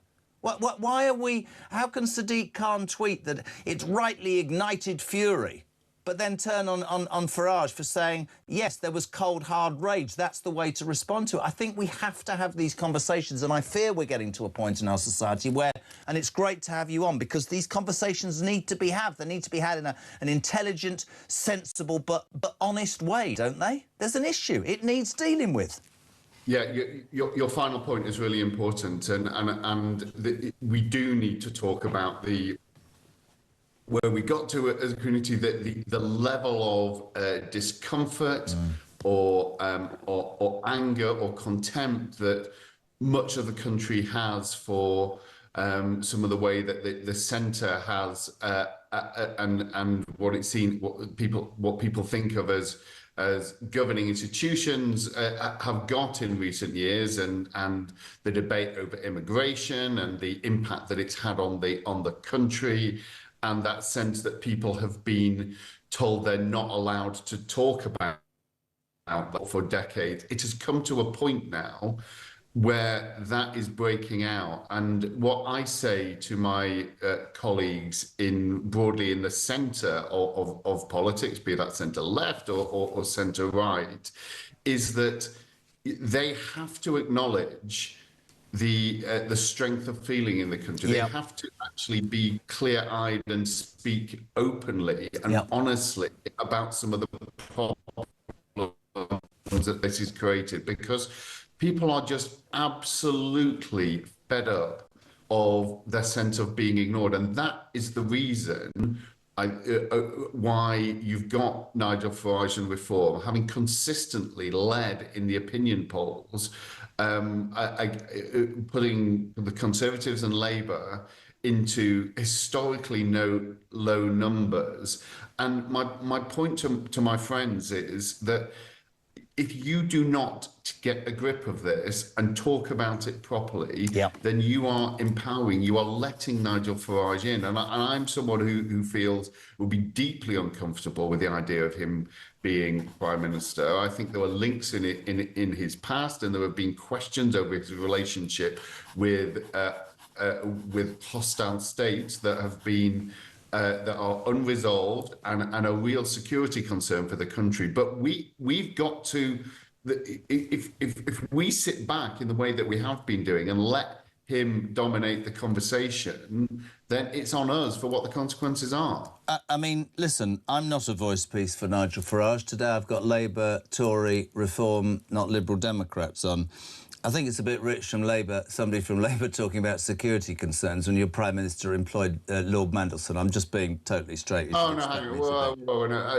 Well, I mean, I think I've spoken about the threat from Russia over many years. Yeah. I'm saying what I love about your point, and the common ground, and it's exactly how we should have a conversation is, and I'd love your actual responses. I watched the House of Commons yesterday, whether you agree with Farage or not, the baying MPs shouting him down.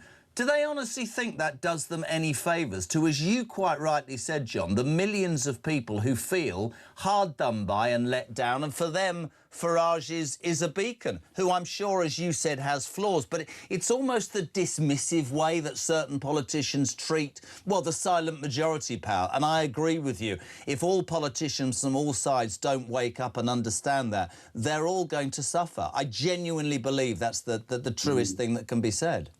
On the Nigel Farage in the Commons is a good point. Is an important point on this, because yes, I think probably you're right that seeing MPs, the vision of MPs shouting at him while he's standing up is not helpful to their cause. But what Mr. Farage said in the Commons yesterday will have resonated with many people across the country. However, I do think he knew exactly what he was doing by his comment about rage the night before. And while it's easy for people to say, oh well, of course we're really angry, he's just voicing that. He does know that this is a volatile situation. What we had yesterday with the riots, with nearly a dozen police officers being injured, is serious. This could escalate, and talking about encouraging people to feel rage in that context, whether he puts in the word cold or not, the word that people heard was rage. And I think that was deliberate and it was irresponsible. And if he wants to lead the country, he actually has a responsibility to do that without coming close to inciting the kind of disorder that we should all be against, no matter what cause. Completely agree with that. Don't know whether it was inciting or from the heart. Being straight with you here, again, not a voice piece, but I'd like to talk about Starmer. The response from my lot to Starmer has been as follows, which I'll put to you. Did he appear prime ministerial, Or did he, with respect, John, hide behind a family, right, because he's too scared to admit that there's two-tier policing for fear of upsetting, let's be honest, a certain demographic or a certain vote share? One of my biggest criticisms of Keir Starmer is the grooming gangs inquiry. It is beyond me. It is abhorrent. I do not care. I've said it repeatedly. The colour of your skin, your ethnicity, your creed, anything. I think if you think it's OK to rape an 8-year-old child, you do not deserve liberty in my society. Quite how he and the Tory government successively have done nothing about this is a national shame. The man was the Director of Public Prosecutions. Just giving that as an example, right? To not be able to front those things. Maybe Farage goes the other way, but I have been saying this for as long as I can remember. What I want as a voter is a politician from whatever side who stands in front of me and gives it to me straight, tells me the good and tells me the bad, doesn't pretend to be something they're not, doesn't ming-vase the policy because they don't actually know what they're talking about, does it, carries it through, and if it works, gets re-elected, and if it doesn't, they're toast. I do think the call for conviction politicians or somebody with something about them is going to get stronger and stronger in this country. Would you agree? On that last point, yes, and I think our democracy in this country and in the West is a mess, and people are fed up that they've had different colours of people who, in their view, have delivered the same result, which is worsening living standards and some of these concerns being ignored. So they are more likely, and you're seeing this, to turn to people who seem to have something about them, have got something clear to say, and look and set themselves aside from the mainstream. I think the problem with so many of these figures is that once they're actually in, they don't have the answers either. But you can't blame the public now for, I think, being sick of this idea that they are passing the baton between parties who are fundamentally not delivering on their concerns, and that is the huge challenge. Yeah, completely. For the mainstream to actually understand and do something about that. John, can I just ask you, because you were a government advisor about sort of violence and disruption, can I just ask you, one of the main things that's come out of Henry Never, one of the main stories overnight is that Hampshire police officers, I mentioned this before, that failed Henry, felt controlled and pressured to feel certain ways during diversity training. A day-long course entitled Inclusion Matters taught officers about racism, unconscious bias, privilege and the importance of being an ally. Do you feel that diversity schemes like the one at Hampshire Police need to be scrapped, my friend? I think they certainly need to be significantly changed. Now, you look at those figures, and it was 1 in 7 of the police officers who felt that. So it's not the majority, but it's still concerning. And I've had concerns with the way that these kind of schemes have been interpreted, and that particular piece of advice that was being that particular public policy document from the National Police Chiefs Council yesterday that was being highlighted, which suggested that people shouldn't be treated the same. It says it does not mean treating everyone the same or being colourblind completely. The NPCC, the National Police Chiefs Council, you're spot on. Yeah, and I understand how people have got into that position, but it's not right, and it's absolutely not what the public wants. So I think we do have to take a step back and understand how people's good intentions, in the overwhelming majority, are leading in their over-application to perverse and outcomes which just the majority are just simply not going to afford. So I would change the system, and I think again this is part of the challenge to the centre, to say we shouldn't scrap all of this. We shouldn't go back to the early 1990s. No, but there's got to be balance, man, hasn't there? There's got to be balance. You said it, exactly. Jack Straw said it, overcorrection. We've gone to the point where, you know, if it is ludicrous to say in this country that we've gone so far the other extreme that if you're white middle class, you're going to be put at the back of the queue. Any more than 50 years ago, it was right that it was the other way around. There needs to be middle ground, for Christ's sake. That's why we're at where we're at, isn't it? Listen, it's so good to have you on, my friend, and I mean that. Thank you. And and really appreciate your comments. Lord Walney, formerly John Woodcock, Labour MP. Good to have his view. Listen, he was a government advisor on political violence. Loads of you responding. Oh, God. Morning, Rob. Rob says he don't like a man telling the truth. Simple as that. You're daft because you don't understand how millions support Nigel Farage. I don't know who this man is. There is two-tier justice, not just in the police. Farage is right to call this out, even if it might have made him unpopular. Starmer suddenly listens to the family because it gives him an excuse to hide behind. Hello to Phil in Coventry. Starmer and Labour know they're toast. They know there's two-tier policing and they know they're creating division. They don't care. What they don't know is that we, the British people, see them. We see you. We see you, Starmer. We know what you're doing. Mark's in Somerset. Nice. That's where my parents died. I mean, I don't mean that disrespectfully. Somerset's where they lived. I mean, I'm just being honest. They are dead, yeah. Yeah, bingo. Mark, I mean, I don't mean bingos. Let me just explain that, OK? When I was doing the Drive show years ago, right, on this station, I didn't realise that I came out with certain comments, like, oh, my dad's dead, my mum's dead, you know. I'm 60 going on whatever. And one day I'm in a break and the big boss here rings me and goes, Jez, I'm on a train station. I'm one dead dad short of a full house. And I went, what? What are you talking about? And he went, no, we've got Jezza Bingo. And I went, you've got what? He said, Jezza Bingo. And every time you come up with a catchphrase, we fill it out. And I might be the boss of News UK, but I'm one dead dad short, he said, of a full house. So I came out of the break, went dead dad, and he won. Brilliant. So he owes me. Anyway, Mark in Somerset. I don't know. Don't start. Nigel's the only MP that is saying the quiet, awkward bit out loud. I've been a supporter of him for a long time, but my respect for him has gone up levels. Good morning to Mike.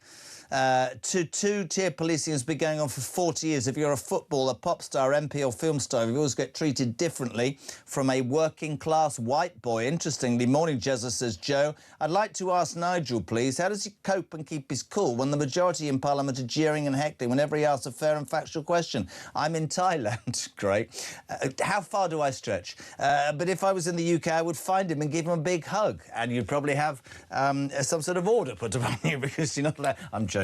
Joe, I'll put that to him. I'm looking through the glass at the great team that put this mess together, and Harriet, the work experience girl, is just wide-eyed. I think she came here expecting it to be very different from the major disappointment that it is. Mick, good morning. Morning, Jezza. I'm ashamed, absolutely ashamed, that internationally people watch PMQs and see those utter, wet, out-of-touch woke clowns sat behind Nigel Farage. Those three are the very sorts of the people that make my skin crawl. Exactly what is wrong with politics, exactly what we don't need in any position of public service, and exactly on par with the very worst of Labour and the cult that is the Greens. I would be so embarrassed to have any of those three as my brother, my father, or even a friend siding with that liar and traitor who gave that ironic rant to Farage. Well, nothing's changed. Starmer continues to do the polar opposite of what we need, and Reform continue to provide leadership. Well done, Nigel. He speaks for us.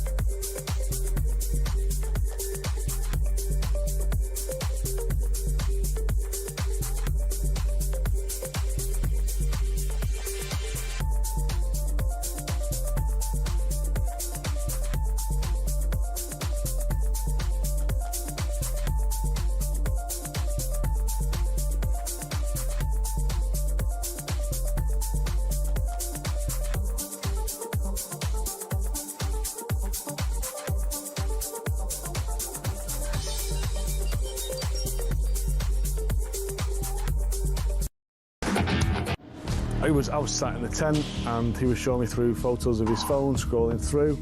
This was barbaric, horrific stuff. Blokes going through walls in vehicles and then jumping out and shooting everyone. You know, his WhatsApp picture was him with a mask on, with a gun like that. You're in a tent with this guy? I'm in a tent with this guy, and actually he's just showing me this stuff. I'm just thinking, this is not the kind of bloke you want to be coming to the UK.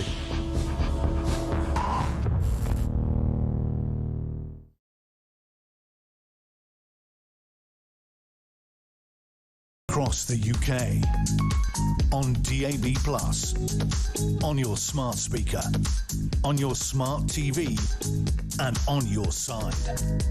This is Talk. Welcome back, 7:30. It's Thursday morning. We're live across the United Kingdom with Talk, of course, the home of common sense, the home of the alarm clock. Brit, thank you for being involved.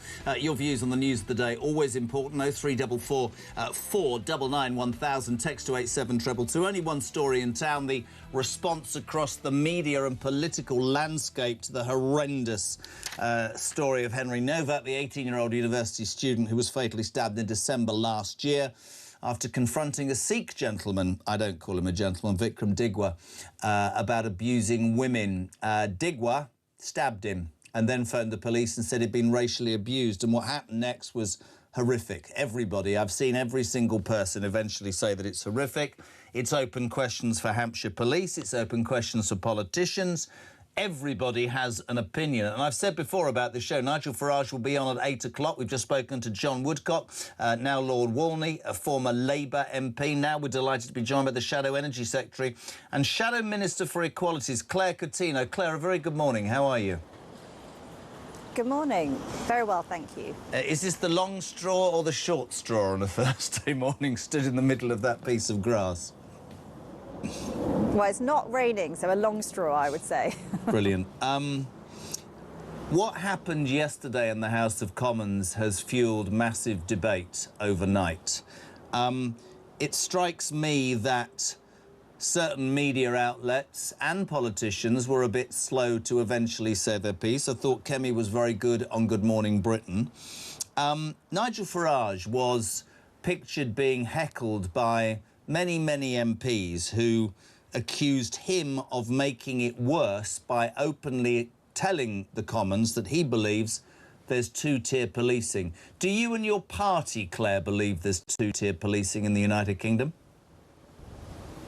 Yes, we do. And I should say we've been at some of the front of this campaign for years. There is nobody who's done more in British politics to fight against this critical race theory, which is not just in policing, it's across our public services, than Kemi Badenoch. Those heckles that you heard yesterday for Nigel, they have been happening for years. They happened to her when she was talking about these things more than, the better half of a decade ago.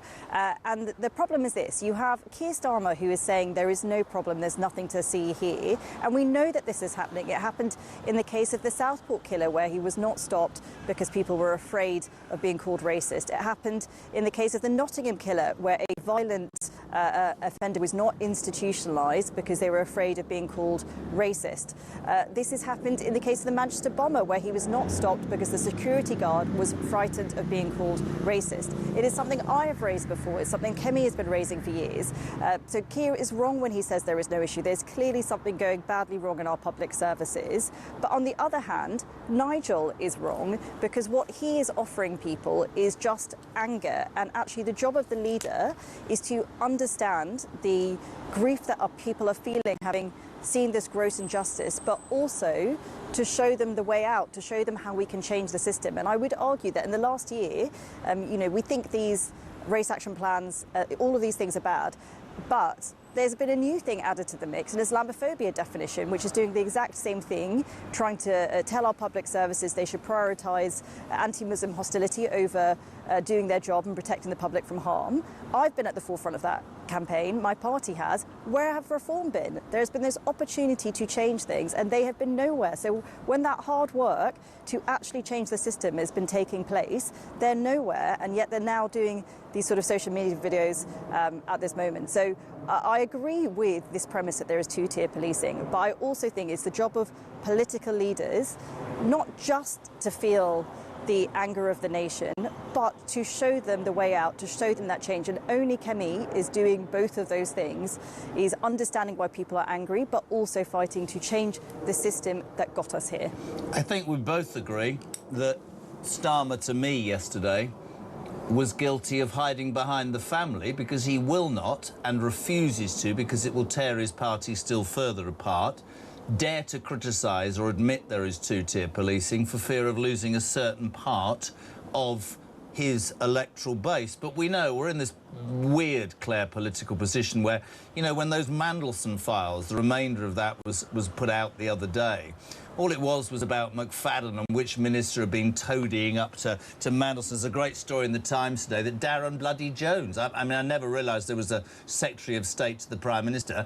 He apparently was toadying up to Mandelson saying, I'm so sorry that you got fired, and what do you think I should do to improve my career? They're all as bad as each other. It just strikes me that Starmer yesterday, yet again, is so inconsequential now that the argument almost bypasses him. I mean, Kemi, and I've said it, makes toast of him at PMQs every single week. It's embarrassing.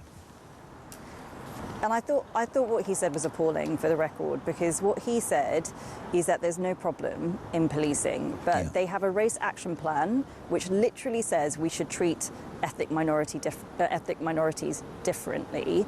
And the reason that he can't admit that is because his party have pushed this agenda for years. And actually, one of the things that I said we've introduced in the past year that I have fought against, that we fought to water down as much as we could, but it's still come through and it's still going to be as bad, as dangerous, is this Islamophobia definition, which again is going to go into our policing services, telling them that they should be treating Muslims differently. We should not be treating anybody differently. Everybody should be treated the same when it comes to the law, whether that's for penalty or for privilege. And if you do not have that sense of equality in your country, you are going to get huge divisions. And that's why Keir can't admit that this is a problem, because him and his party have been pushing this ideology for years and years and years. And now we are seeing all of these bad things start to happen. We have to fix the system. That's what, you know, Kemi Badenoch has been arguing for years. It is why we've been putting forward the changes that we have. And you know, it makes me horribly sad, because we just did not need to be here. There is so much.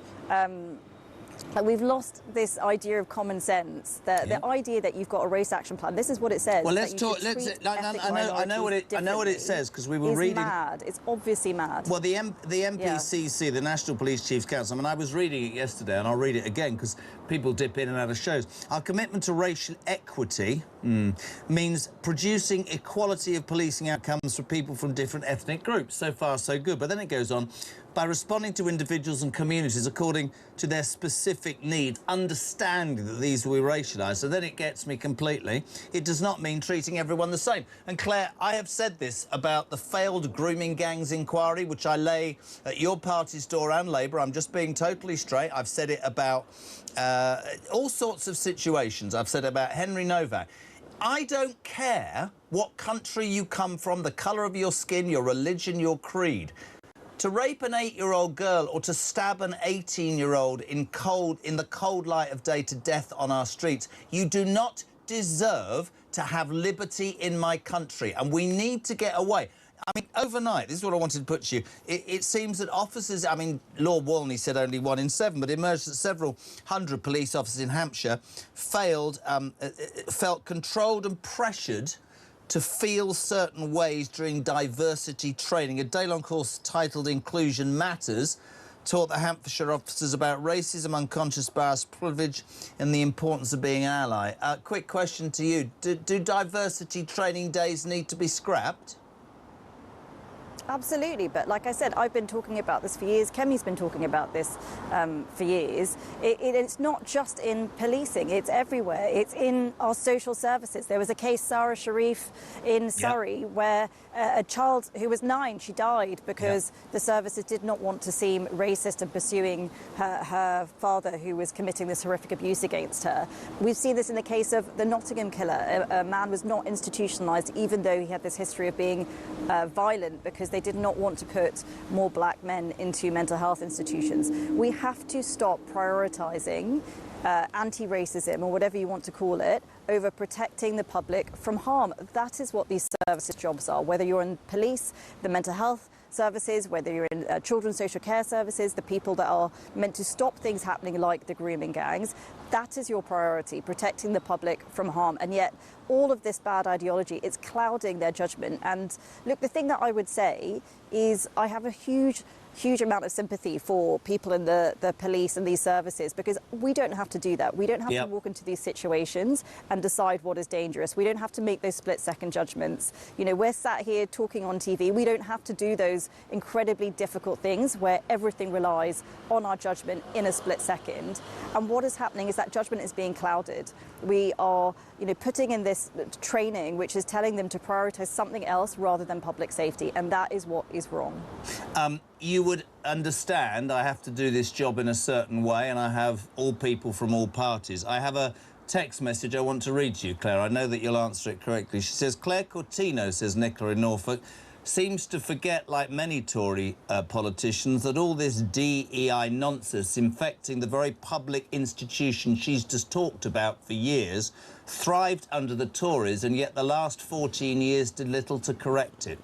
You need to answer that, Claire, if that's OK. Well, yes, I do need to answer that, and it's a fair challenge, but let me say two things. A fair amount of those Tories have now gone to reform, so they pretend that they are completely pure in the past. There's quite a number of them I don't remember saying anything when this was happening. The person who I do know was saying something was Kemi Badenoch. It's one of the reasons I backed her to be leader of my party, is because even in 2020, when it was incredibly unpopular to talk about these things, it was incredibly hard. There was no counter-right movement saying we don't like woke issues. She was there arguing against critical race theory when everybody was throwing rocks at her, and nobody has done more than her. Nobody has done more than her in British politics to fight against this problem. It is one of the reasons I supported her to be leader of the party, because we have to root it out. I feel very passionately about this. It's one of the reasons I got to know Kemi back in 2020, is because of her work on this issue. She asked me in a very minor way to help her, and I did.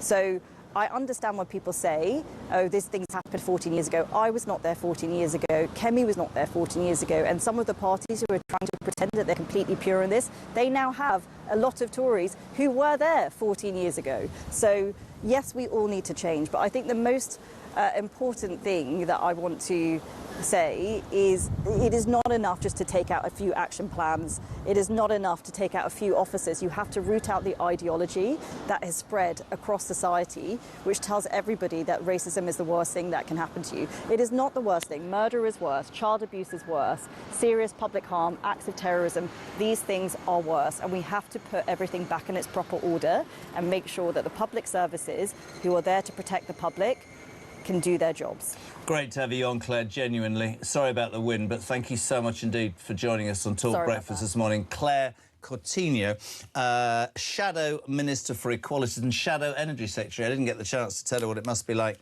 shadowing the bacon sandwich muncher Miliband. 7:45. Big news, by the way. Nigel Farage, who created a huge furore yesterday by having the balls to stand up in Parliament and tell it how it is, on this show from 8 o'clock, 0344 499 1000. What do you want to ask him? Do you want to leave a voice note? Do you want a text message? 87222. Miranda, good morning. Well, of course, we should respect poor Henry's family's requests, but if it is not politicised and if the people don't rise up and make their feelings known, then that poor young man's cruel, neglectful, cold, lonely death will have been in vain. We need a Henry's Law instilled in the bloody awful crap, instilled not just in the police force, but right through all the institutions, schools, NHS, unis, etc. It's everywhere. And it's a deeply vicious, pernicious cancer that's been on the rampage unchecked for a very long time. And we need a cure.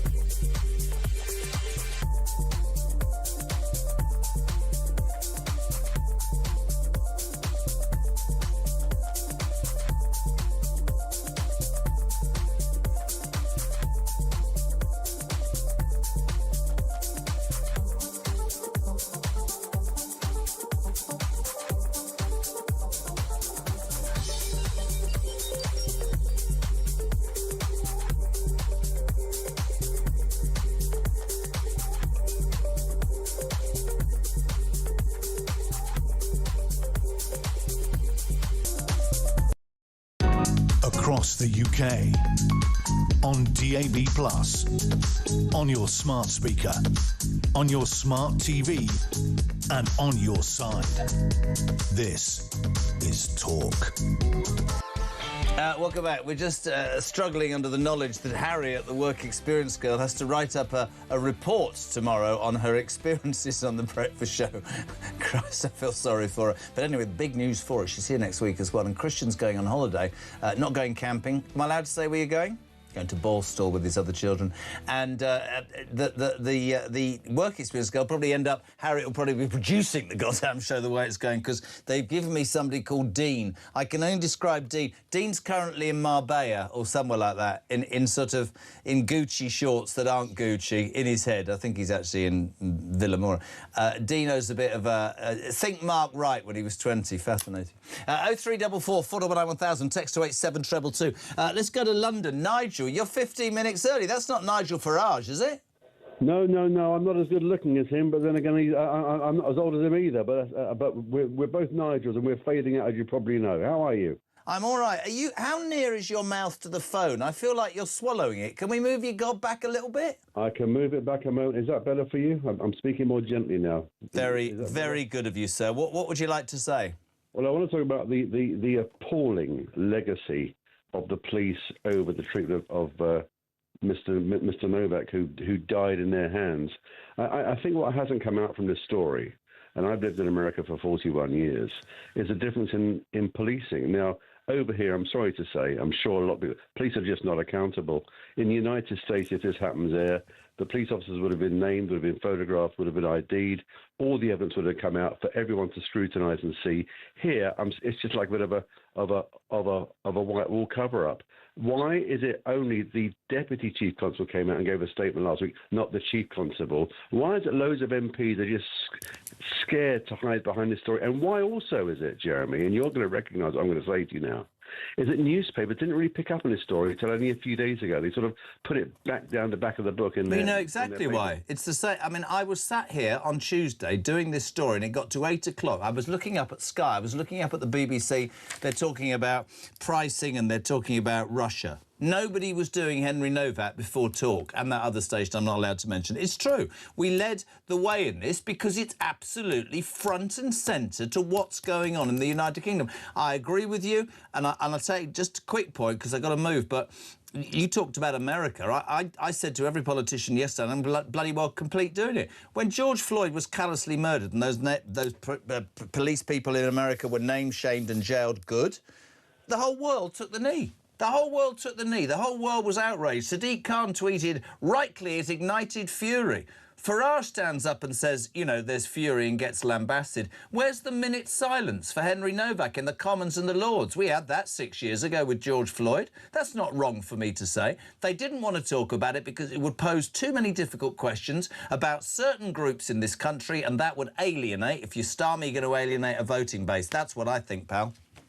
No, I think you're right, and it really comes back again and again and again. It's a bit like a Stephen Lawrence moment, this, for me as well, because he died and police did nothing about it, if you remember. And it's only because the Daily Mail named and shamed the people at the time. Yep. But there's no action, there's no hunger, there's no appetite for police to be accountable to the public. This nonsense about we police by consent. Well, people are fed up with the consent because you don't do your job properly and you let someone die in your hands. You can't tell me that a young person been stabbed 5 times, there'll be no evidence of blood or dampness on his clothes. Do you know what Blexley said yesterday as well, which cut me to the... I mean, this got me completely. And he went... He was apoplectic, and he said, the thing that I don't get in any which ways is that if you turned up there, whether or not you've had control in your ear saying, oh, it's a racial attack, you've got to be careful.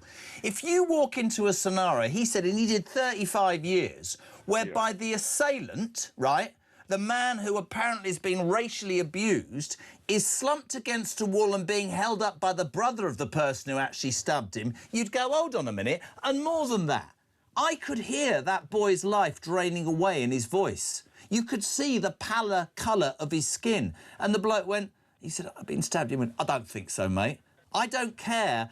Yes, we can cancel woke ideological training. We can change the police council chiefs. We can change race this and race that. There's also in this argument complete bloody incompetence. It's not just if we are saying to our police, even common sense goes out the window, then we're all in the crap, aren't we? I mean, I'm old enough to remember we were scared of the coppers, right? They drag you by the ear and take you back to your mam. You've been in trouble. Absolute nightmare.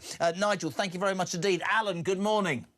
Morning, JK. Big Al from Swansea, yeah. Regarding Mr. Nigel Farage, absolutely 100% spot on. Keep going, Nigel. Keep doing what you're doing because you speak for the common man.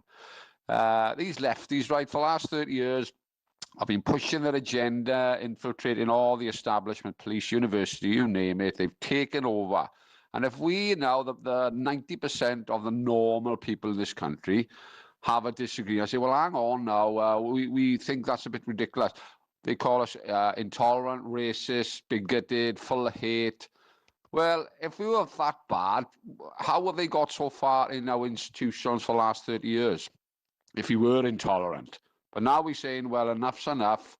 They push him back and they can't cope with it. You can't debate these people. I've tried. I give up. You talk into a brick wall. They're full of hate. If you don't go along with them, there's hell on. But Nigel is our only hope now for the next election. Starmer is just a weasel in number 10. He's deflecting and inciting as if Nigel's inciting it. Well, he's not. If you don't call these people out, you'll have an atrocity after atrocity. What does Starmer do? Oh, we'll learn from mistakes now, and oh, it's just the same old garbage. Just keep going and push back. Keep up the great show, buddy.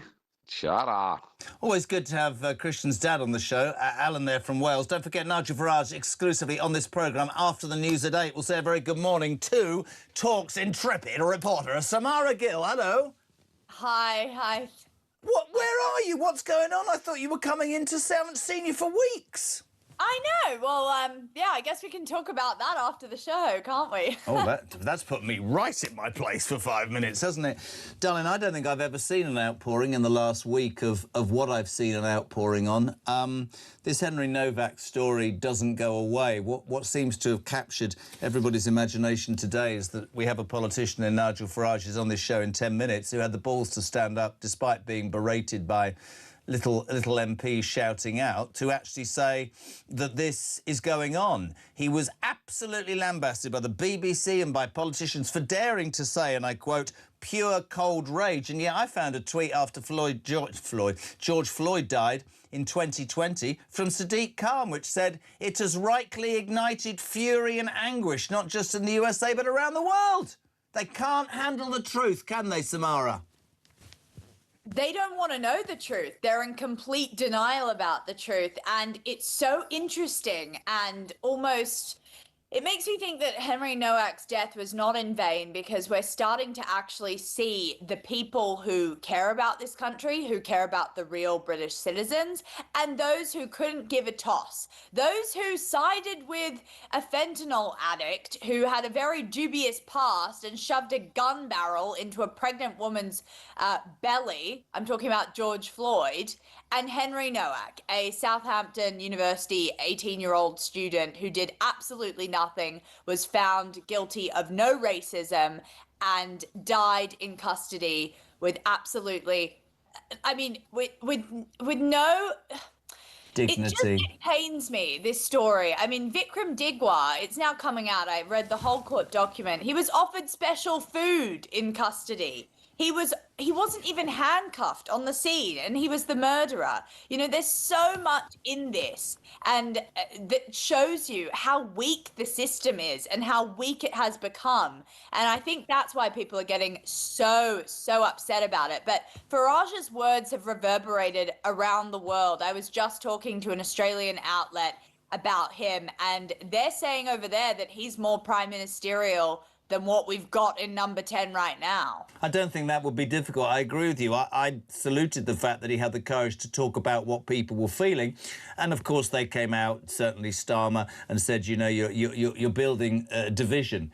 My point about Starmer was that he's so gutless and scared of his voter base or alienating anybody that he hid behind what the family allegedly wanted. Again, Samara, and we haven't got much time, that's why you got to come in, darling, but just doesn't have the balls. And any leader, you know this and I know that, any leader of any conviction at any time in life is not going to please all the bloody people all the time. And Farage, I thought yesterday, proved that he's all right with that. Yeah. Absolutely. It's easy to put your foot down and say this is right from wrong. But unfortunately, I think it's Keir Starmer's loyaltiness that has already gotten in the way yet again, because he just wanted the process to be there. He wanted to make sure that, you know, Henry hadn't been a racist or said anything untoward and that this was a clean-cut case and that he could actually defend Henry. Well, I'm sorry, but it's too little too late.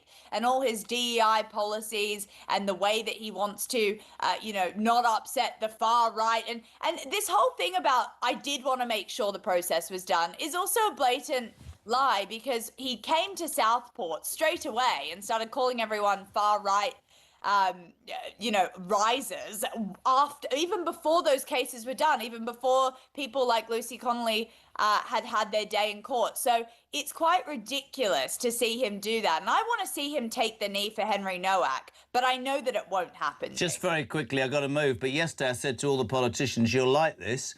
6 years ago, we had a minute's silence in the House of Lords and the House of Commons for George Floyd, somebody who, yes, was callously murdered 6,000 miles away. Why the hell have I not already heard we're going to do that in the United Kingdom's House of Commons and House of Lords for Henry Nowak? But they won't do it because they'll be too scared that that'll criticise whatever. Samara, I want to see you. Come in, come in, come in. Bless her. She's a legend. Hard-working Samara Gill soon on Breakfast. Nigel Farage, live and exclusive after the news at 8 on Talk Breakfast.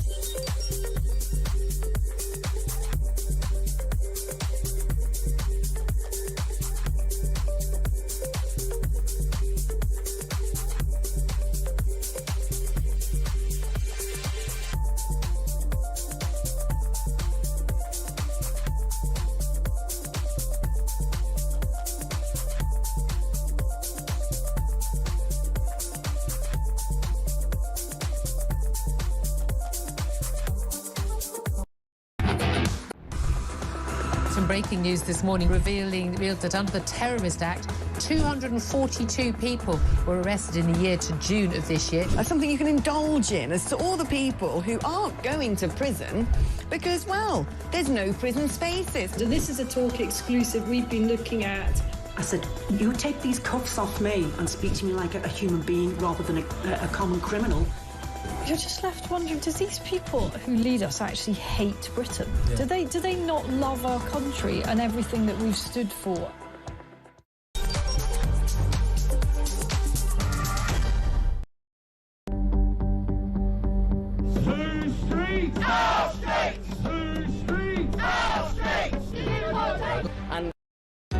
Across the UK, on DAB+, on your smart speaker, on your smart TV, and on your side. This is Talk.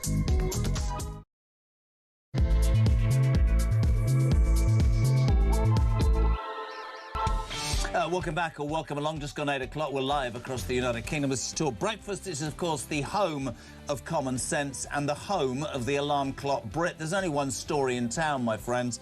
The appalling awful death of young Henry Novak, 18, stabbed on the street by a Sikh gentleman, Vikram Digwa. It's not a gentleman, it's a scumbag. He's in jail now for life. It should have been more than 21 years. He stabbed Henry 6 times with this ceremonial Sikh weapon and then phoned the police and said, I've been the victim of a racist attack. This has highlighted so many problems. Along came Hampshire police, said, are you all right, to the man who'd stabbed him, because he'd said, I'm a victim of racism, and handcuffed 18-year-old Henry as he lay dying in a pool of blood on a street in this country. His parents massively dignified. The world has eventually recoiled in horror. Media outlets, politicians have had their say. Nigel Farage, who'll be with us very soon, was very vocal yesterday in the House of Commons. He talked about how there is two-tier policing. He talked about how it was time that the country faced up to the reality that that instance proved that police are being, I'm going to say hampered, but are being told how to behave in certain ways, and it's affecting. This was Farage and Starmer at it in PMQs yesterday. Lose trust in being treated fairly by the police? Can he take some action, end this divisive practice of two-tier policing and make sure that all British citizens are treated the same? Mr. Speaker, I don't believe there's two-tier policing in this country. I'm really shocked that he pretends to have respect for Henry's family and then acts in this way. The Grieving family have asked us not to respond in the way that the Leader of Reform has responded. They've asked us not to. My response, and the response of others, to be fair, has been focused on the lessons to be learned so we can deliver justice. His response has been to appeal for rage. Rage. That's his response to a father who's lost his son and asked for that not to happen. Exploiting this tragedy to create grievance and division would be wrong in any circumstances, but to do it when the family are expressly saying, please don't, is unforgivable. I had quite a strong view on this myself, which I'll share with Nigel Farage in a minute, but first up, we're both going to listen to Wayne. Morning, Jezza. It's Wayne from Erdington in Birmingham. Nigel Farage has got his finger on the pulse of the nation. And to be honest, mate, he's living rent-free in every single one of their heads. That is the problem for all of them. He's literally, all he has to do is keep defending the British people. He'll get the votes and he'll get us home. And as for Starmer, he's a weaselly little man. He used that yesterday to shut down any conversation. He's like the stars, like. I'm delighted to say Nigel Farage is on the phone for us this morning. Nigel, hello. Good morning. Interesting yesterday, and I came in this morning having watched that performance in the House of Commons yesterday. And listen, people say all you do is you're a voice piece for reform. No, because we've had our disagreements in the past. But I agree with Wayne, many people do, that you spoke honestly and candidly from the heart about what millions of people feel is happening. And we have a Prime Minister who refuses, Nigel, to accept there is two-tier policing in this country. What do we need? Leeds, Manchester, the Unite March? How much proof does this man need that this country is heading in a wrong direction? Well, I would say this, it wasn't just the Prime Minister.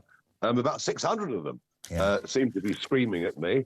You know, it was, I mean, gosh, I faced a few bear pits in the European Parliament, but yesterday it literally was 600 against. And they were screaming and frothing at the mouth and raging because we're not supposed to tell the truth. We're not supposed to say there's two-tier policing. We're not absolutely never allowed to say there's anti-white racism that has now been built into the police who now obey the orders of their bosses. It was interesting, as the session ended, Gregory Campbell, who's a veteran Ulster Unionist MP, he walked past my seat. He said, "You've lost the House, but I've no doubt you've won the country." And I've never seen, in all the years I've been doing, 35 years I've been doing this, I've never seen a moment when most of mainstream media and most of mainstream politics was more out of touch with the country than over this issue. Quite extraordinary. Couldn't agree with you anymore. I was sat here on Tuesday morning covering this story from 6 o'clock. I've done only this story all week, and I was looking at the BBC and Sky, Nigel, and nobody was talking about it. It's an utter disgrace. And just going back to yesterday, I mean, we're watching footage of people screaming at you, and I think they believe, these politicians, that the country, the silent majority, the millions who feel that they have not been heard for so long, are not watching this stuff. The response this morning has been utterly appalling. I'm going to throw some questions, but I just want to ask you one particular thing. Last night, the BBC apologised to you after one of its presenters, Matt Chorley, misquoted some comments you made about Henry Novak. He said that you had said white cold rage when actually you said pure cold rage. But I just want to ask you this, because Starmer brought this up. You weren't appealing for rage. You were pointing out that that was how many people in this country were feeling. Isn't that correct? Well, I mean, I don't know about you, but I watched that video and it made me very, very, very angry. Yeah, indeed. livid. I've got a Henry who's 17. You've met him. You know. Yeah. I mean, it made me really, really angry. Really, really angry. And I thought, well, how does this manifest itself? And that's why I quite deliberately used the phrase cold rage. Not hot rage. Hot rage means you go and set fire to something. Cold rage means you sit, you simmer with it, but you try and find some way of making it better. And yes, BBC Newsnight 3 times tried to turn it into a white v black thing. And guess what? I've got my 3rd apology from the BBC in the space of 3 years. That's not bad, is it? Did you sue them? I heard your lawyers sent a letter. Have they backtracked already? They've done everything we asked them to do. They're fulsome apology, and to be fair, I even got a phone call from Matt Chorley saying he was sorry. Okay. Yeah, so fair dues, where it's right to say so. But it does reflect a very casual attitude towards journalism at the BBC, where there is a very deep inbuilt bias of nearly all, not all, but nearly all of the producers and researchers that work on those programs. I mean, on 2 days ago, when I did that early morning live video, and that had 33 million views on social media. It did. To listen to the mainstream media news that evening, I mean, you'd literally think I was some sort of villain. Listen, I never thought I'd be in this position. The mainstream media, in terms of this, are a disgrace. I keep going back to what you just said, lost the House but won the country. I think that's the result. I'm going to give you something for free before I fire some questions at you. This is interesting. We were searching out this morning the criticism of you, apparently by saying pure cold rage incited violence. You know George Floyd? Obviously you do.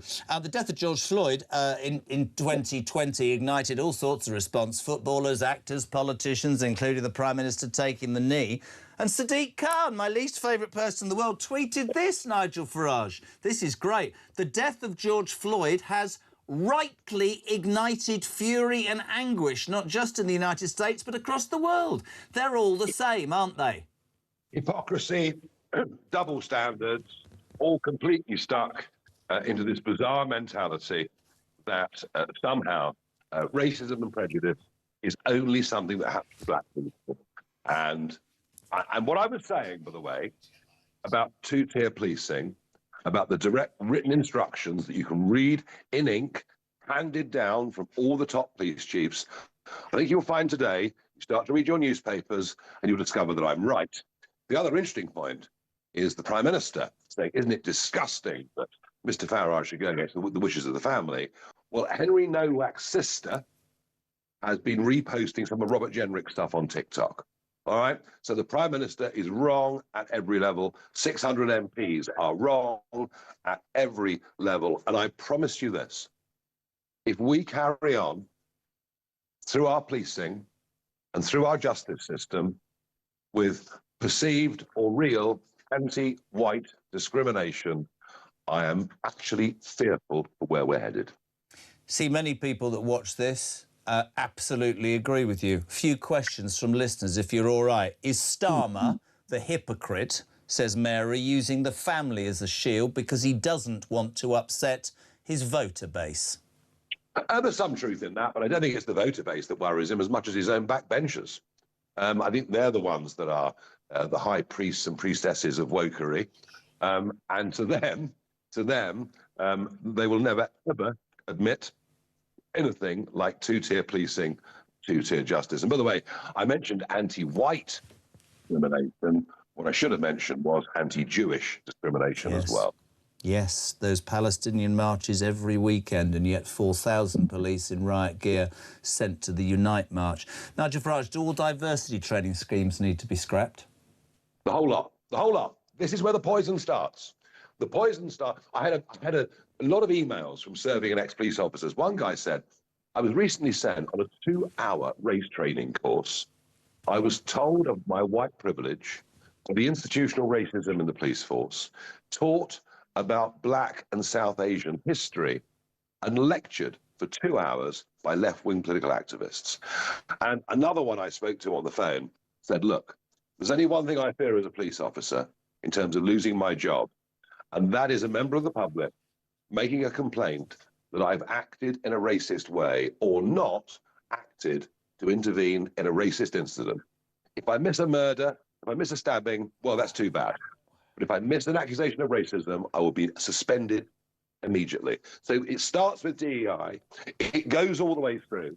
And then what you get is positive discrimination in terms of people being promoted within the police force, not on the basis of their ability, but on their ethnicity or their religion. And that, of course, means that necessarily you will get a lower caliber and quality of people policing. It is a disaster from start to finish. And what we've promised is if we win the next election within the first few months, we will bring in a genuine Equality Act. And a genuine Equality Act actually goes back to Martin Luther King. You know that famous I Have a Dream speech? Yeah. Where he said, I have a dream that one day my 4 children will be judged not for the colour of their skin, but for the content of their character. And in a country that has experienced huge levels of immigration, if we don't have integration, if we don't have a sense of fairness, that everyone here is here legally, is going to get treated equally, our society will split apart. And I really mean that.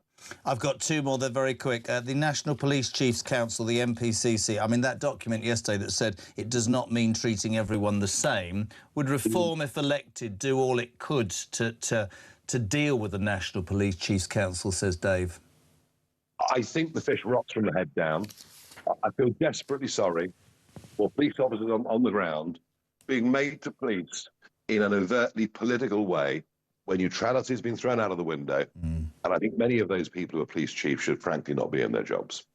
And the final one was my idea. Well, it came from a listener yesterday. After George Floyd, Nigel, the House of Commons and the House of Lords held a minute's silence for George Floyd. I'm asking all politicians to go to the Speaker because I think we should hold a minute's silence for Henry Novak. Do you agree?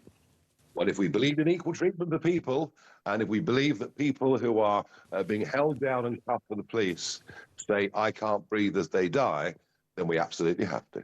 Mate, it's great. Thank you so much. I know you're a busy man up north, but thank you so much indeed. My viewers and listeners will be very interesting. One final question, Nigel. Would you take the knee for Henry? No, I don't take the knee for anybody. I'll stand and bow my head. Good man. Thank you so much indeed. Nigel Farage, leader of Reform, on this show exclusively after all that fallout about him. You heard him talk about the bear pit. I mean, that. But he was able to do that, and that, I think, deserves respect. Are we going to get an ad break, take 5 and come back? Yes. That's what we're doing.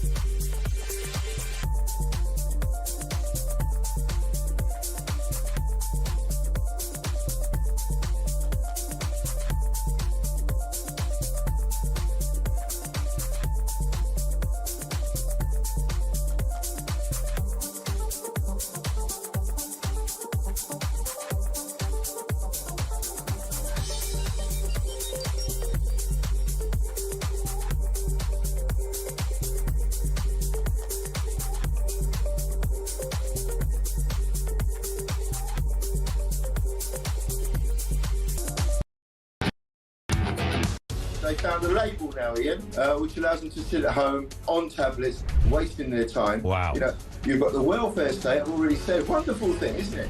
But a safety net, not a way of life. When you're talking about crimes as vicious as rape, if someone is capable of doing that, they're a threat to society. If they don't know that all of these things are wrong, then by definition, we need them off the streets. This is the worst one I've ever come across. But it's where you've got with this woke, fluffy, liberal, progressive nonsense about anti-racism.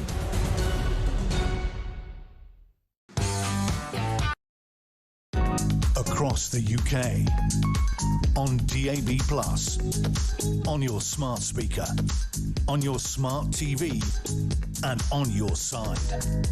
This is Talk. Welcome back. Thank you to Nigel Farage. Just telling you how he felt it is. I thought the most astonishing part of that interview. I know what the press will pick up. He wouldn't take the knee. He said he'll bow his head for the young man, Henry Novak. As he delivered yesterday, and 600 of them gave him all that grief in the House of Commons, as he finished, one old MP who'd been there for years, I can't remember what he said the name was, walked past and said, well, young man, you've lost the House, but you've probably won the country. 20 past 8, 0344 499 1000. Before we continue, it's that time, ladies and gentlemen. Oliver, William, Robin, Carl is in the car. He's outside school. I'm not going in until my day. You ready for this, Christian, right? Do you know what Oliver wants to be? I thought he wanted to be a vlogger or a blogger. No, he wants to be a YouTuber. So he wants to come in the next couple of weeks in his holidays. He wants to look at the cameras and see whether he can, film. What do you mean, like his dad? I couldn't even film myself. What are you talking? I'm on YouTube. Oh, I'm a YouTuber. Am I? Sorry, I forgot for a minute. I thought we were back to those halcyon days when I was on television. Morning, Rissy. Morning, Mrs. Kyle. And thank you. See you later. 20 past 8. Nigel says, Brian, voice of the people. If you think the police are woke, try the NHS. Or NHS. My area of employment. Good grief, says Brian in Durham. This is brilliant. Phil in Coventry. Cold rage and all hell breaks loose. What about deaf to the IDF? Silence, you hypocritical traitors. Yeah, Margaret. We need to remember that Bednock also used the dreadful occasion of Henry's death to target Farage. There's no grace in any of the legacy parties. They've lost their moral compass. Dave says, I am sure many others like me would like to shake Nigel's hand and buy him a pint. Problem is, I'm probably never going to get to do it, but tell him from me I'm grateful. Wayne says, morning, Jez. Nigel did not cause division. He simply highlighted the division that Starmer has caused. I am in Nottinghamshire. 0344 499 1000. Text to 87222. Layla Cunningham from Reform after 9 o'clock this morning. We've also got Toby Perkins. We balance it out. Toby Perkins is the Labour MP for Chesterfield. On the show ahead of 9 o'clock, we'll say good morning to former Met Police detective who lost his big time on Monday. Peter Blexley, good morning. Good morning. What did you make of what Nigel Farage said and what happened yesterday, Pete? I found myself sitting here nodding along to just about every word he said. Mr. Farage was absolutely spot on. And there was so much there to encourage me, to make me feel optimistic for the future when he's talking about getting rid of senior officers who are not fit for purpose. Britain's police service is riddled with them. In particular, Chief Constable Alexis Hood of Hampshire and Isle of Wight Police, who had been stony silent about all of this until he came out with a mealy-mouthed statement yesterday. He should have been on the steps of the court alongside the family. He pathetically pushed out his temporary deputy last week, who made a disgusting statement. No leadership whatsoever. And let me just remind your audience, if I may, Alexis Hood, the Chief Constable of Hampshire, used to be in the Met Police. And when that vile, gun-toting, would-be murderous piece of garbage, Chris Cabba, got shot dead by the police, the same Alexis Hood took to social media to do a pathetic, teary message to the camera about his deep regret and his heartfelt sorrow and all that kind of drivel. That tells you exactly the mark of the pathetic man that he is. I really wanted to get into this with you today. I think when we spoke on Monday, we were both so appalled by that body cam footage, and you made some such salient points. Overnight, it emerged, Pete, that many police officers in the Hampshire and Isle of Wight force, am I allowed to say force or does that upset people, had felt controlled and pressured to feel certain ways during diversity training. A day-long course entitled Inclusion Matters taught officers about racism, unconscious bias, privilege and the importance of being an ally. Now, I don't want to be... personally, I think all 4 of them should have no pension, should go to jail. I don't give a toss. I like you said on Monday, there's training, there's ideology and there's common bloody sense. And when that kid, who you could hear was life was ebbing away, said, I can't breathe, and the bloke went, well, you haven't been stabbed, mate, have you? For me, no shred of competence whatsoever. But these diversity training schemes that Nigel Farage said should be scrapped, are they to blame for the way the police are behaving? Is that from above, or I mean, is it a simple case of I'm going to go there with my hands behind my back because I'm too terrified of even breaking wind and I'll be thrown out the force? Number one, yes, they are to blame in many, many regards for biased policing, because officers sit through these courses where they're taught such drivel like white privilege and so on and so forth. So then they do become terrified to do their job impartially, without fear or favour. They are actually told they must be biased. These courses are commissioned by senior police officers, those chief constables. They willingly do this. They push this drivel down the throats and into the heads of their officers, and they quite simply have to be stopped. British policing must go back to that original Robert Peel principle from 1829, which is still as relevant today, that you police without fear or favour to anyone. Everybody is equal in the eyes of the law, whether they be male, female, black, white, gay, straight, it doesn't matter.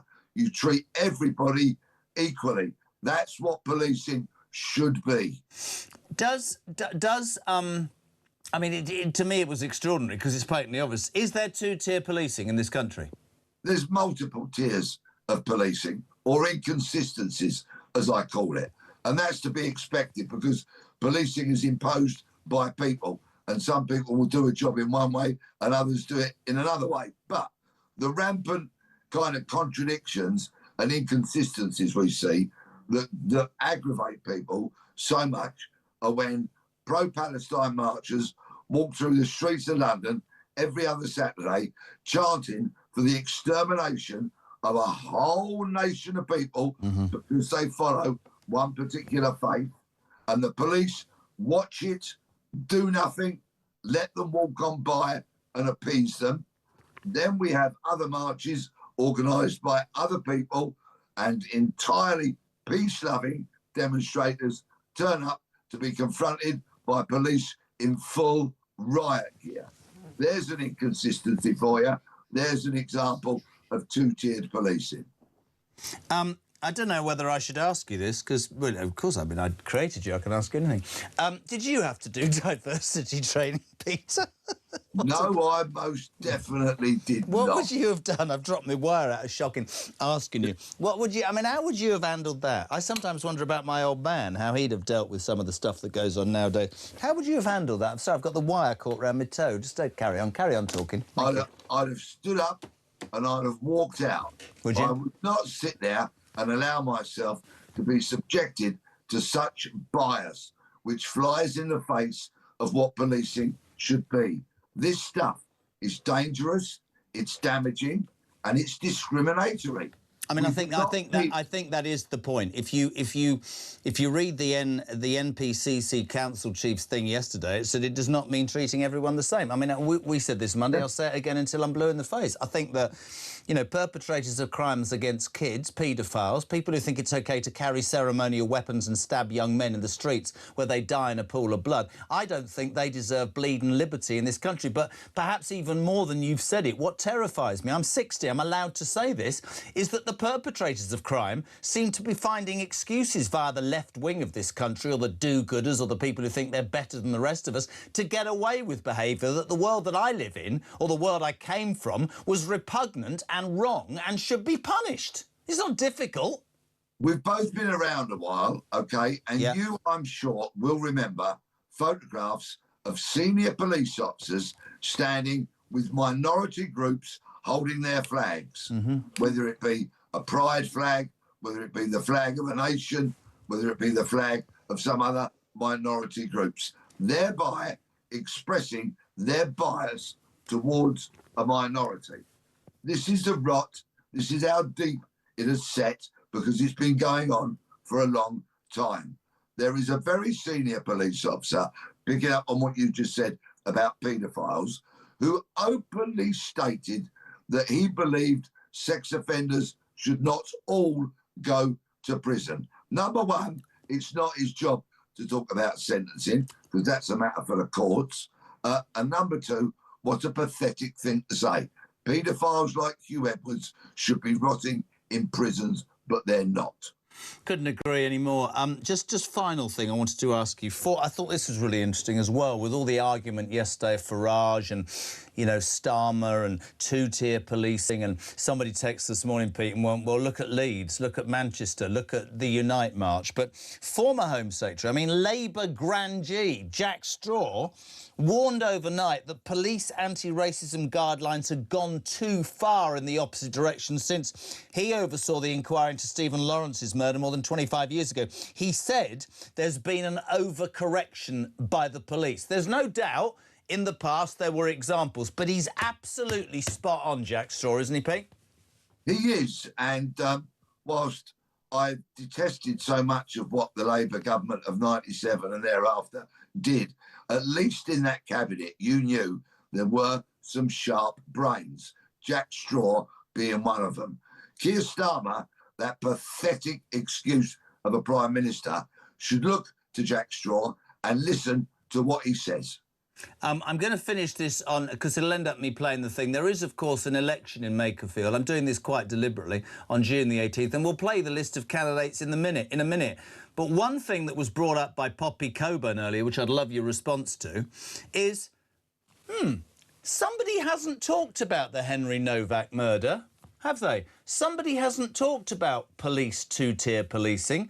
Somebody hasn't mentioned a thing, and yet Andy Burnham wants to be the next Prime Minister of this country. All I will say, and I know I am now forcing you down the route of reading out the list of candidates. I'm doing it anyway. I love it. All I will say to anybody that is considering putting an X in the box next to Andy Burnham's name, please go online, type in Andy Burnham Operation Augusta, and then look me in the face and tell me you feel that you could vote for that man. Pete, thank you so much. Always a pleasure to have you on. Can I just say, as I always try and do within the confines of this job, we are in Purda when there's an election on. In a minute, we'll play that whole listing that we are not in any way encouraging any of you to vote in any particular way. That was Pete's opinion. We need to make that point. And I might just say I'm slightly shocked, because at the exact moment I'm doing such a serious thing, two men in a crane have just arrived outside the 7. How the hell do you stand there without getting heights, man? Gee, honestly, has he got a COVID mask? Oh, he's got a helmet. He looks... Hello, how are you? Welcome to Talk the Home... Oh, you buggered off. Talk, the home of common sense. Talk, hi. All right, I got the finger. Back in 3.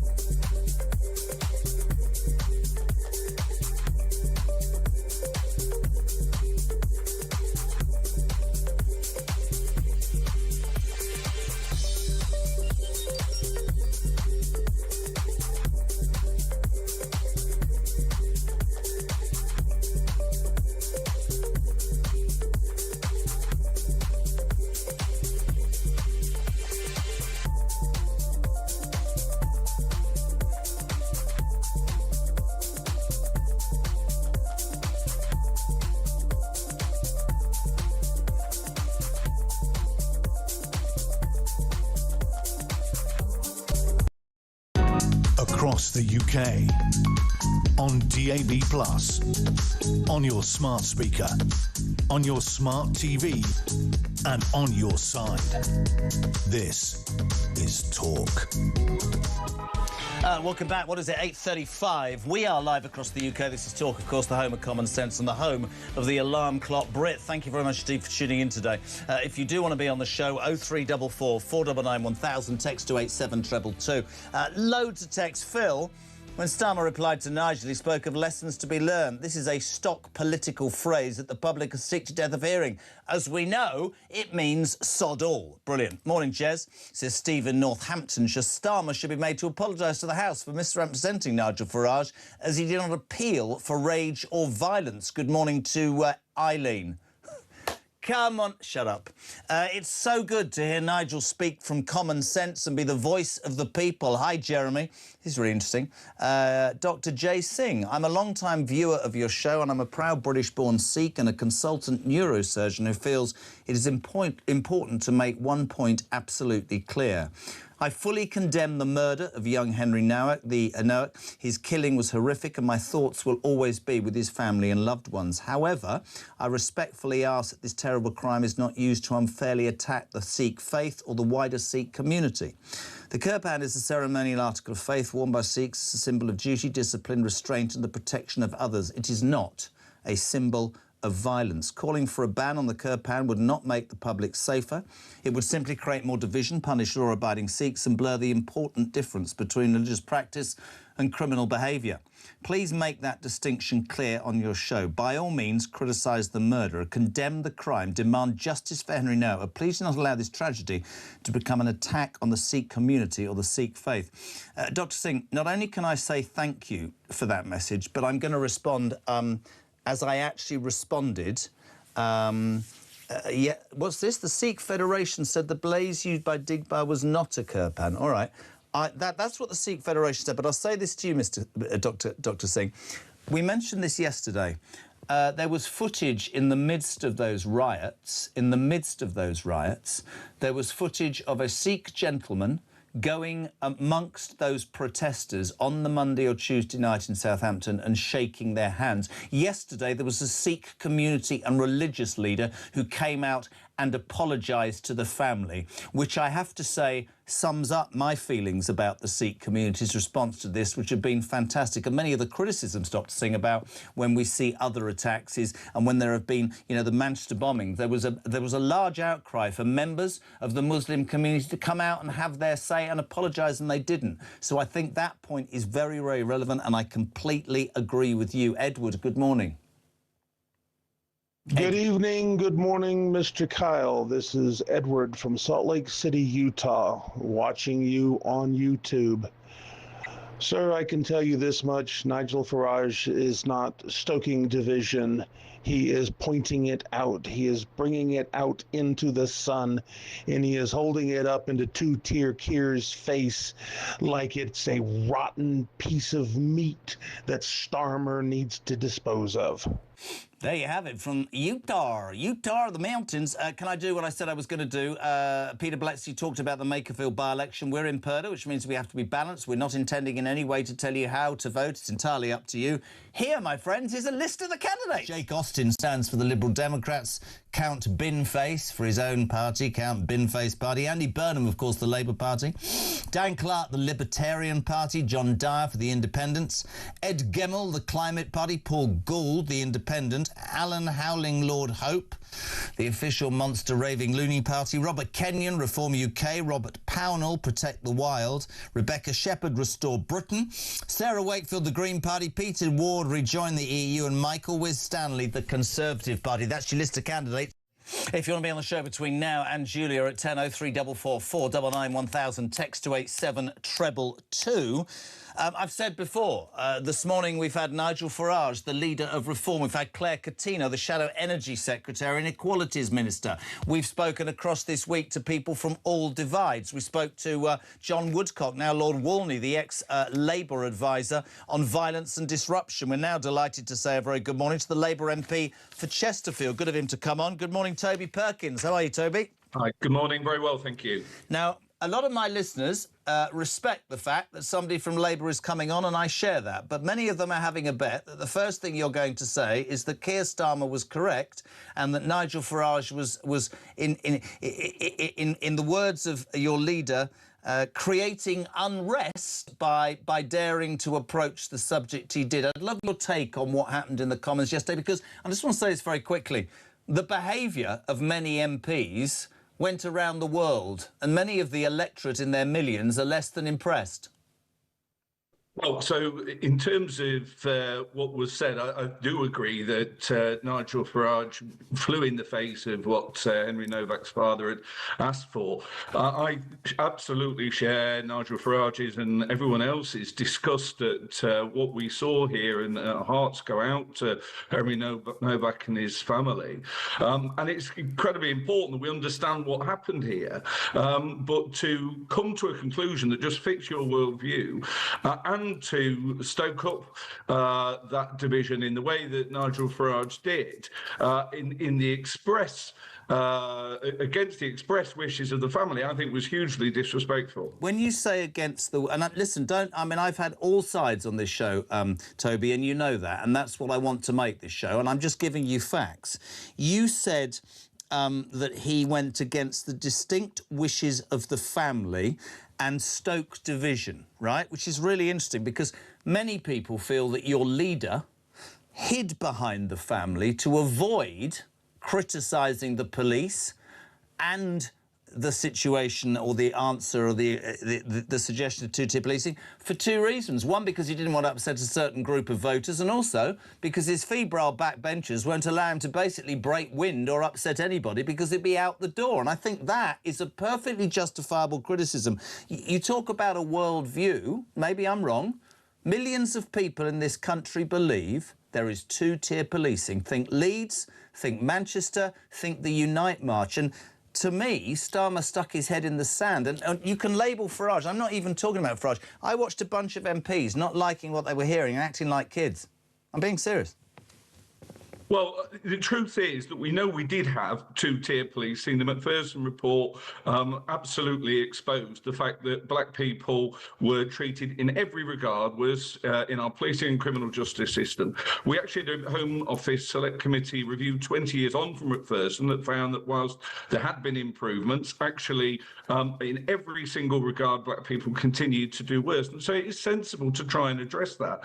Now, if you're saying that black people to this day are still treated worse than white people? I'm saying that when we had the Home Office, the Select Committee review into 20 years after Macpherson, we found that whether it be on stop and search, whether it be on stop and search and finding nothing, whether it be on the punishment handed out to black people who went through our courts, in every regard, they continued to be worse served by our police and criminal justice system. So how do you answer a Labour grandee, the former Home Secretary and one of the most powerful voices in Labour, Jack Straw, overnight, saying, and I quote, "Police anti-racism guidelines have gone far too far since I oversaw the inquiry into the Stephen Lawrence murder more than 25 years ago." He says, and I quote, "There has been a complete overcorrection by the police," Toby.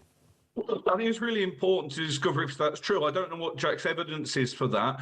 Firstly, we need to know what the IOPC tell us. Is it true that the judge's comments suggest it wasn't, but is it true that overcorrection was a factor in this? Well, hold on a second. We know that as those police officers were given the call, this is a really important point, and I'm delighted that you've come on to debate it. They were told it was a racist attack. Now, you're not telling me, are you, that those police officers, either hamstrung by ideology from above or from government or just complete incompetence, arrived at that scene and didn't immediately think there was something very strange? And I'll give you what Peter Blexley said. The bloke, the Sikh gentleman who phoned up and said, "I've been racially abused," OK, would you not, as a police officer, have found it really weird if you turned up to find apparently the person who racially abused him and shouted at him was slumped against a wall with blood pouring down his shirt, being supported manually by the assailant's brother? I'm telling you, in my humble opinion, and others, that is sheer incompetence and ideology. And that boy, and the reason this has provoked such outrage is, and you won't like this, Toby, but this is what this show is about, and I respect your opinion. Are you going to stand there or sit there today and tell me that if the roles had been reversed and that was a Sikh boy being stabbed by a white boy, that there wouldn't be far more outrage than there has been over the last 96 hours? Because I'm sorry, I don't think there would have been.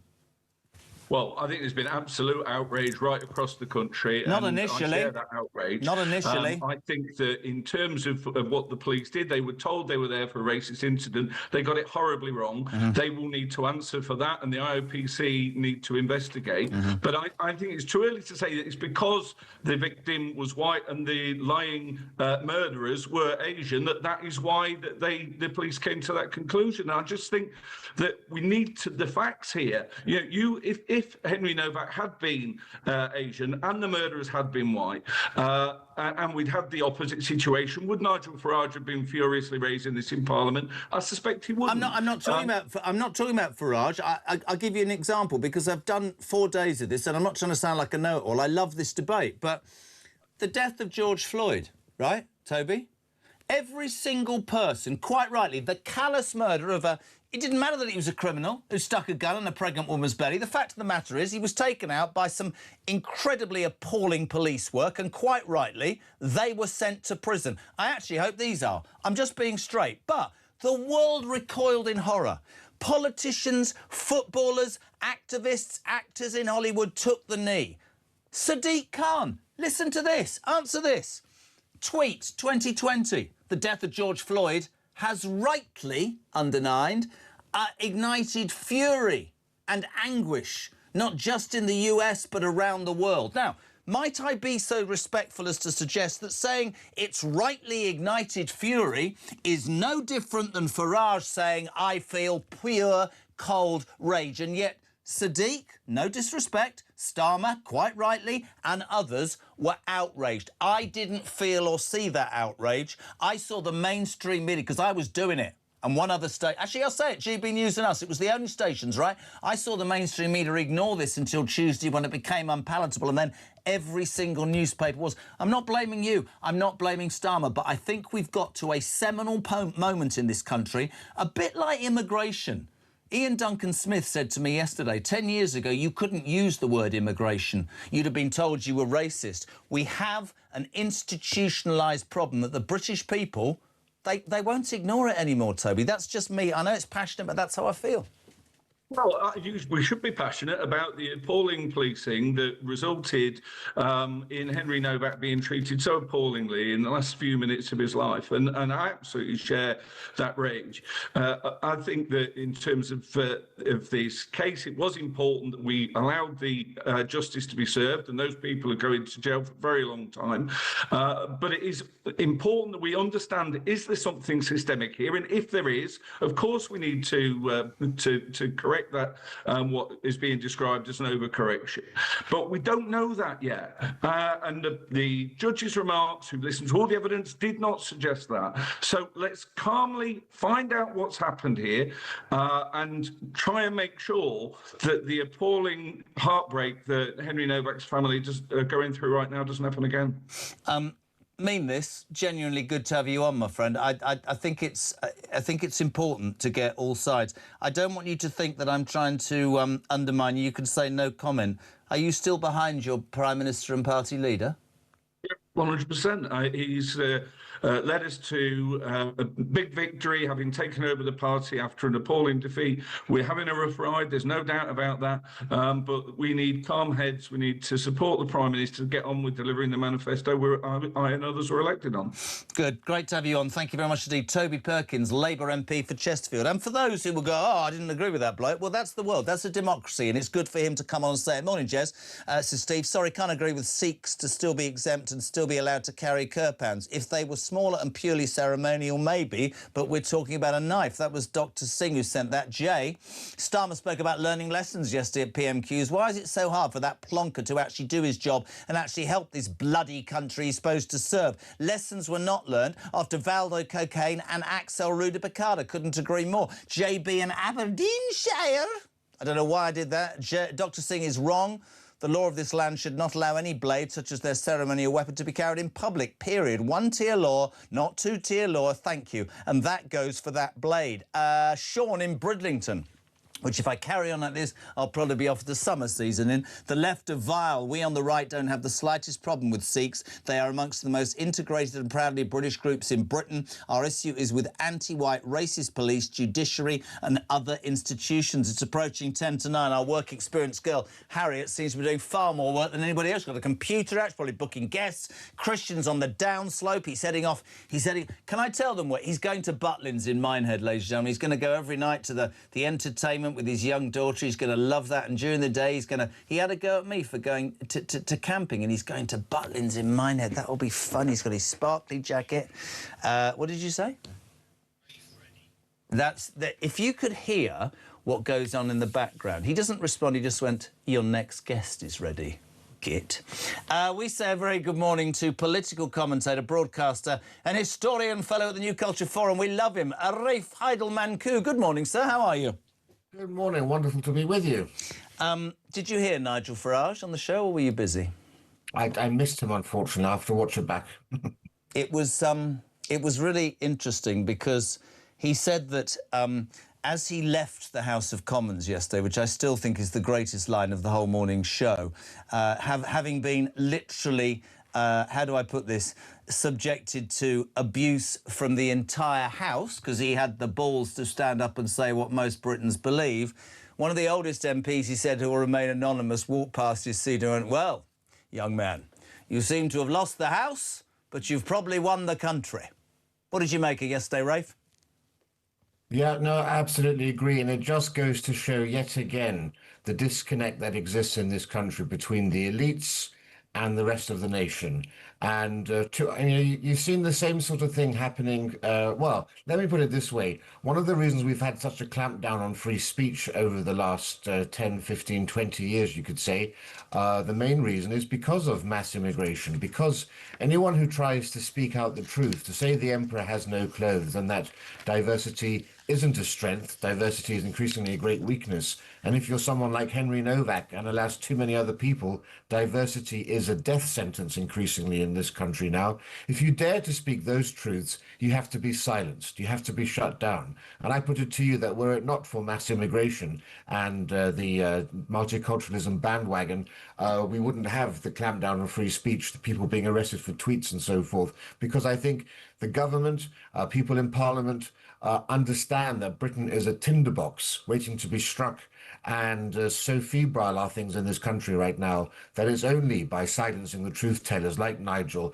like us, that you can actually keep peace perhaps in this country, because people aren't blind. They can see clearly two-tier justice in action. And I know I've been so annoyed over the last few days watching the BBC. They're wheeling out senior police officers who are actually byproducts of the overcorrection we've seen since the Macpherson report and Stephen Lawrence. All of these people defending such ridiculous phrases as equality of outcome in the police. You know, Jordan Peterson has been warning people about the insidious nature of the term equality of outcome for more than 5 years.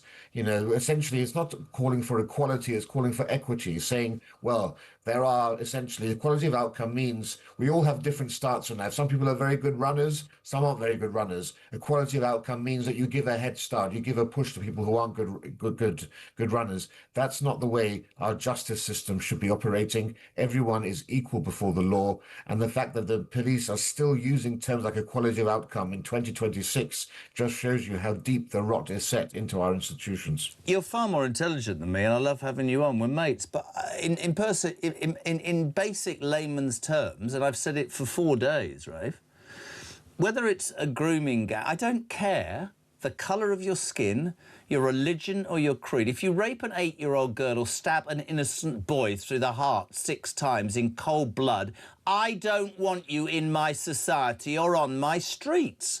But if you say to the police, whether it's sheer incompetence, as I said earlier, or it's because it comes from above, or you know, this is racially aggravated. I mean, let's label this. Toby Perkins probably wouldn't have liked this, the Labour MP. That scheming, lying scumbag who should be in there for life, not 21 years, took his turban off, disrespecting the entire Sikh tradition, because that last caller was right. There are the Sikh traditions and beliefs are incredible, right? He took that off, complained that and his brother was holding up a kid he'd stabbed. And when I heard, and I'm being so, I mean, I've been playing it all week, when I heard that officer go, he went, I've been stabbed. You could hear his life ebbing when the officer went, well, I don't think you have, mate. I'm sorry, I said it all week. If the roles had been reversed, do you, Rafe, believe that the same response would have happened? Because I'm sorry, I don't.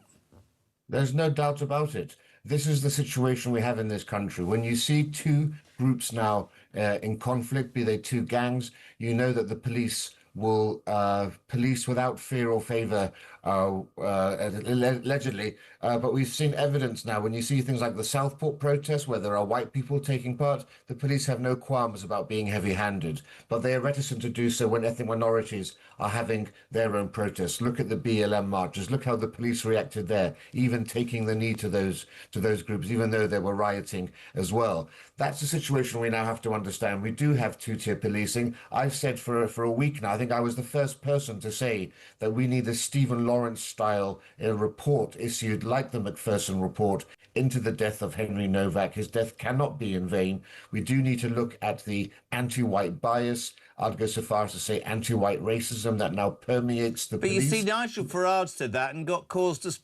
accused of stoking division. How do you respond to that? It is using our eyes and ears. We can see the clear evidence around us of two-tier policing, and the Henry Novak situation just really, crystallizes it in everyone's mind. If police arrive at a scene and they see a white person and an ethnic minority involved in some altercation, the initial reaction is that it's the white person's fault. So let's call this out for what it is. And trust in the police. The police cannot exist without trust. Yeah. And all of our institutions have been corrupted, it seems, over the last 20 years. The police should be the last bastion. It seems now as if it's now only the army, actually, that has the full trust of the British police. But when you now have people who are middle class, and other people that I speak to who are also questioning the trustworthiness of the police, it used to be always that it was ethnic minorities, perhaps, who didn't trust the police. Now you've got a much wider section of the public saying quite clearly they can't trust the police. They can see the police not bothering to show up for burglaries, but coming down very heavy on some poor pensioner who retweets something. We need a root and branch reform of the police, and that means we need to have an investigation into the people who are running our police forces, who are fully signed up members of the cult of diversity, and they are to blame for a lot of the reasons that we have young police officers, like we've seen, going into frontline policing with a completely perverted idea of what is right and what is wrong. Mate, it's always an absolute pleasure. You know that. We know how busy you are, political commentator, broadcaster and fellow at the New Culture Forum. Thank you so much indeed, Rafe Heidelmann. It's almost at 9 o'clock. We've got the news. We've got Layla Cunningham. And I might replay that Farage interview for those of you who missed it just now. We're back in about 5.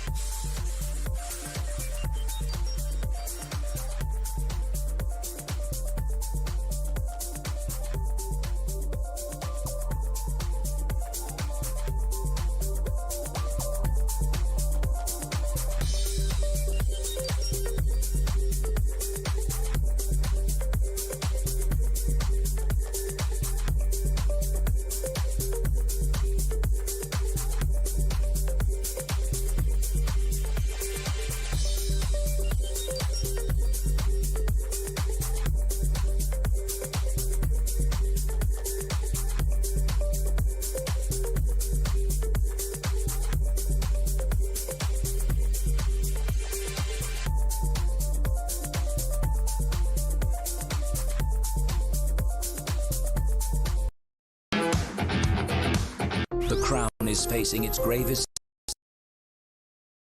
in decades. The royal royalty from Talk is your front row seat. With royal reputations under pressure and probing questions about public trust, we unpack every twist and revelation with the biggest names in the business. From the throne room at Buckingham Palace to a mansion in Montecito, we follow every royal ripple. Never miss a moment of The Crown in Crisis. Subscribe to The Royalty from Talk on the app or wherever you get your podcasts.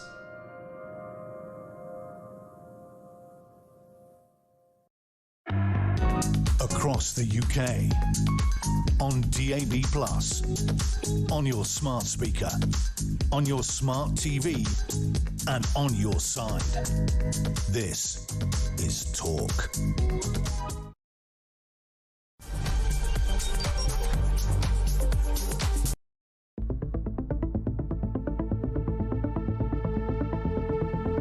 The video footage was so deeply shocking, the behaviour of the police disgraceful and stupid, and it shows something deeply rotten in our society. Enough of anti-white prejudice. A promotion of the idea that white lives matter just as much as black lives. Nigel Farage said today it should be white lives matter. Are you making the same point? It should be everyone matters. And when you hear Henry's faltering voice, losing its tone, losing its volume, as his life ebbs away, you're not going to say, I don't think so, mate. And when somebody tells you they've been stabbed, your first job as a police officer is the preservation of life. Henry was pulled across the gravel, his hands forced behind his back, and he was placed in handcuffs. Instead of being treated as a dying victim, police formally arrested Henry for assault and read him his rights. That was the last thing he heard. I do want to address the Henry Novak case and what has happened since I was on air yesterday. Because after his son's murderer was sentenced on Monday, Mark Novak said of his son, "We do not want his death to be used to create further division, hatred or tension. We want his story to help make our streets safer for everyone." Since then, Nigel Farage, the Tories and pretty much everyone else, people like me, we're all being accused of stoking that very division, hatred and tension that Mark Novak talked about. If the public lose trust in being treated fairly by the police, can he take some action, end this divisive practice of two-tier policing and make sure that all British citizens are treated the same? Mr. Speaker, I don't believe there's two-tier policing in this country. His response has been to appeal for rage. Rage. That's his response to a father who's lost his son and asked for that not to happen. Exploiting this tragedy to create grievance and division would be wrong in any circumstances, but to do it when the family are expressly saying, please don't, is unforgivable.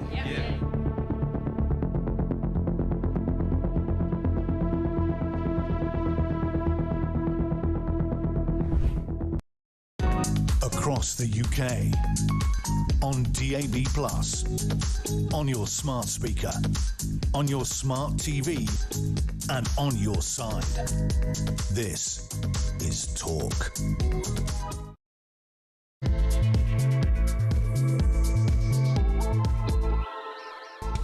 Speaking truth to the people on the home of common sense, this is Talk Breakfast. We're here until 10 o'clock. Julia takes the controls. Ian from 1.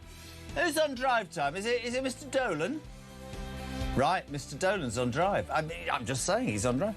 0344 499 1000. Text to 87222. We've an hour left. Listen, the whole of this week has been dominated by the appalling, and I mean appalling, murder of Henry Novak. Everybody has had their say. I make the point. Nobody was talking about it until Tuesday afternoon. We were. Mainstream media weren't. Everybody was just burying their heads in the sand. Now they've all come out. Yesterday, Nigel Farage dared to stand up in the House of Commons and say that he felt that there was two-tier policing, something many of you agree with.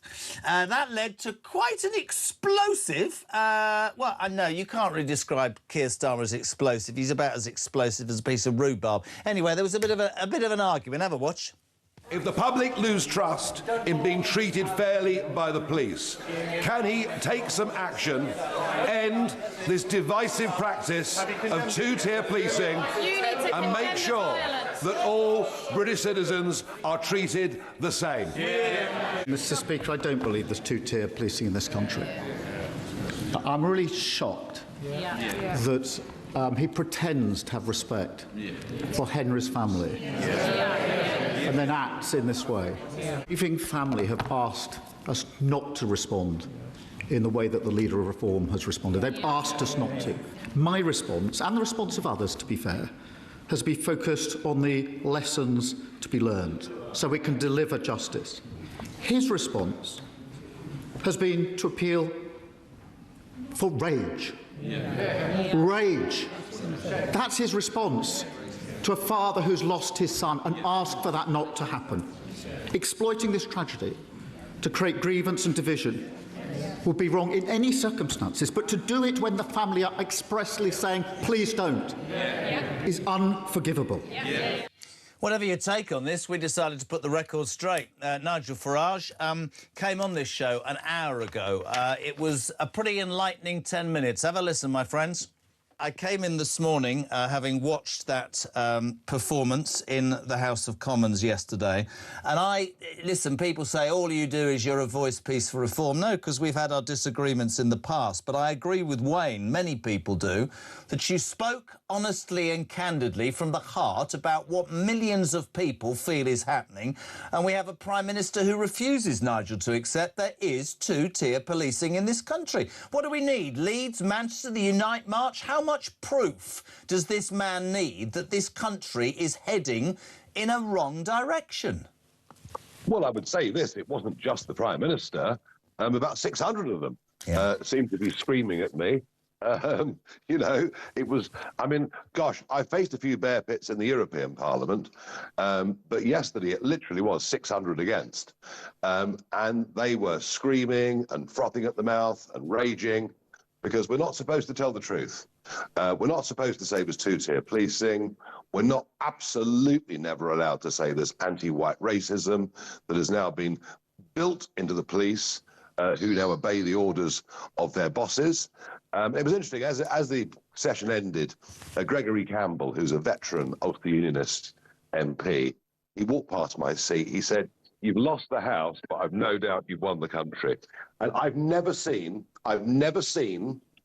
in all the years I've been doing, 35 years I've been doing this, I've never seen a moment when most of mainstream media and most of mainstream politics was more out of touch with the country than over this issue. Quite extraordinary. Couldn't agree with you anymore. I was sat here on Tuesday morning covering this story from 6 o'clock. I've done only this story all week, and I was looking at the BBC and Sky, Nigel, and nobody was talking about it. It's an utter disgrace. And just going back to yesterday, I mean, we're watching footage of people screaming at you, and I think they believe, these politicians, that the country, the silent majority, the millions who feel that they have not been heard for so long, are not watching this stuff. The response this morning has been utterly appalling. I'm going to throw some questions, but I just want to ask you one particular thing. Last night, the BBC apologised to you after one of its presenters, Matt Chorley, misquoted some comments you made about Henry Novak. He said that you had said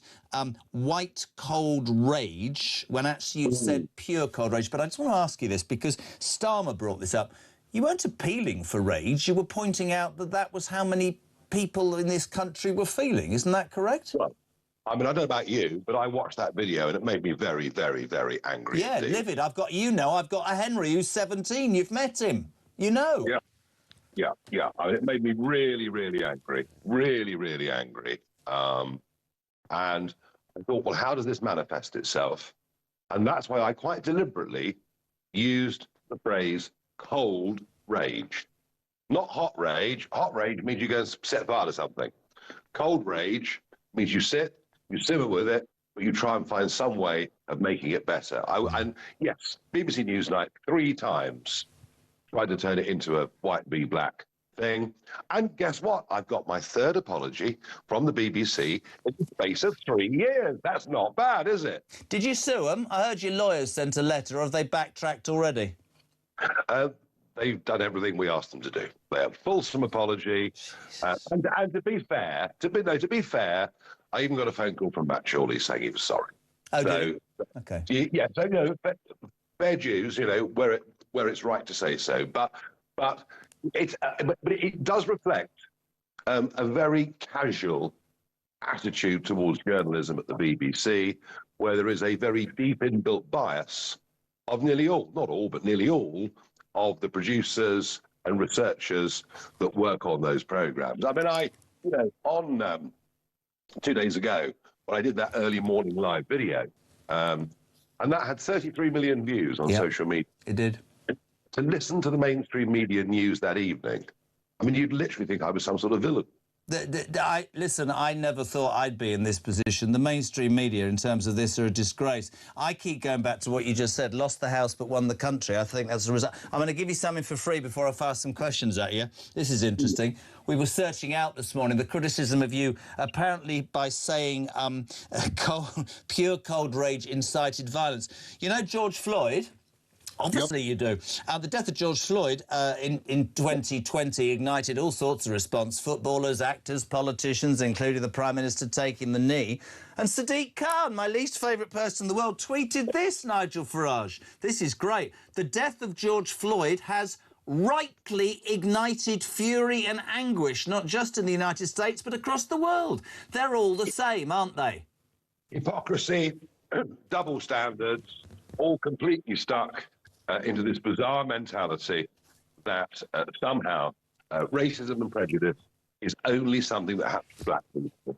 And what I was saying, by the way, about two-tier policing, about the direct written instructions that you can read in ink, handed down from all the top police chiefs, I think you'll find today, you start to read your newspapers and you'll discover that I'm right. The other interesting point is the Prime Minister saying, isn't it disgusting that Mr. Farage should go against the wishes of the family? Well, Henry Nowak's sister has been reposting some of Robert Jenrick's stuff on TikTok.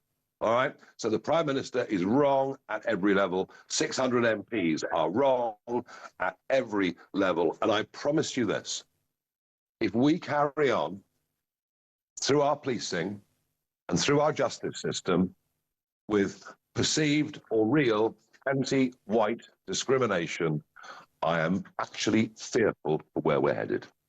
See, many people that watch this absolutely agree with you. Few questions from listeners, if you're all right. Is Starmer the hypocrite, says Mary, using the family as a shield because he doesn't want to upset his voter base?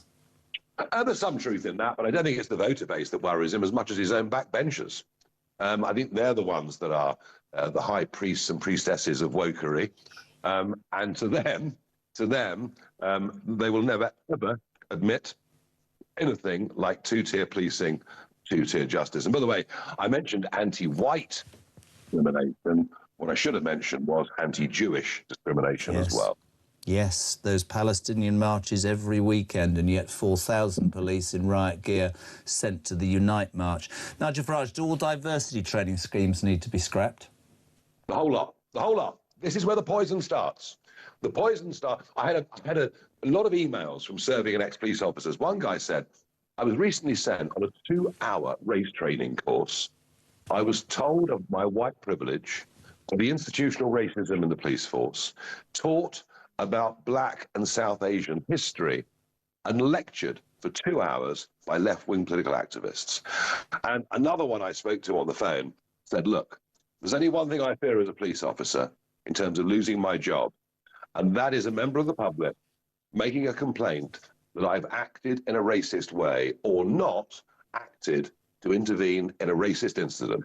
If I miss a murder, if I miss a stabbing, well, that's too bad. But if I miss an accusation of racism, I will be suspended immediately. So it starts with DEI, it goes all the way through. And then what you get is positive discrimination in terms of people being promoted within the police force, not on the basis of their ability, but on their ethnicity or their religion. And that, of course, means that necessarily you will get a lower caliber and quality of people policing. It is a disaster from start to finish. And what we've promised is if we win the next election within the first few months, we will bring in a genuine Equality Act. And a genuine Equality Act actually goes back to Martin Luther King. You know that famous I Have a Dream speech? Yeah. Where he said, I have a dream that one day my 4 children will be judged not for the colour of their skin, but for the content of their character. And in a country that has experienced huge levels of immigration, if we don't have integration, if we don't have a sense of fairness, that everyone here is here legally, is going to get treated equally, our society will split apart. And I really mean that. I've got 2 more. They're very quick. The National Police Chiefs Council, the NPCC, I mean, that document yesterday that said it does not mean treating everyone the same. Would Reform, if elected, do all it could to deal with the National Police Chiefs Council, says Dave? I think the fish rots from the head down. I feel desperately sorry for police officers on the ground being made to police in an overtly political way when neutrality has been thrown out of the window. And I think many of those people who are police chiefs should frankly not be in their jobs. And the final one was my idea. Well, it came from a listener yesterday. After George Floyd, Nigel, the House of Commons and the House of Lords held a minute's silence for George Floyd. I'm asking all politicians to go to the Speaker because I think we should hold a minute's silence for Henry Novak. Do you agree? Well, if we believe in equal treatment of people, and if we believe that people who are being held down and cuffed for the police say, I can't breathe as they die, then we absolutely have to. Mate, it's great. Thank you so much. I know you're a busy man up north, but thank you so much indeed. My viewers and listeners will be very interesting. One final question, Nigel. Would you take the knee for Henry? No, I don't take the knee for anybody. I'll stand and bow my head. Nigel Farage earlier on the show after all of the outrage that was poured at him in the House of Commons yesterday for daring to stand up and say there is 2-tier policing. Exclusive to talk there, 9:15, 0344 499 1000. Text to 87222. Loads of you talk the amount of bloody lessons we've learned over the past 2 decades. We should all be living in some kind of eternal nirvana. No wonder people can't stand politicians because they never do what they say they're going to do. Stalk, really? Morning, Jez. I believe the Macpherson report is actually responsible for 2-tier policing. The police have gone too far to appease a minority. Because of that report, there is no balance. And I think, Stalk, you could say that about many of our institutions. John's in Nottingham. Thank you for holding cowardly and treacherous politicians to account. Whilst I have every sympathy for the family of Henry Novak, they don't have a right to control wider debate about 2-tier justice. Our politicians and media have spectacularly let us down. Keep up the great work. I don't think the family were saying don't. I think they were saying they were appalled by the failures. And I think politicians...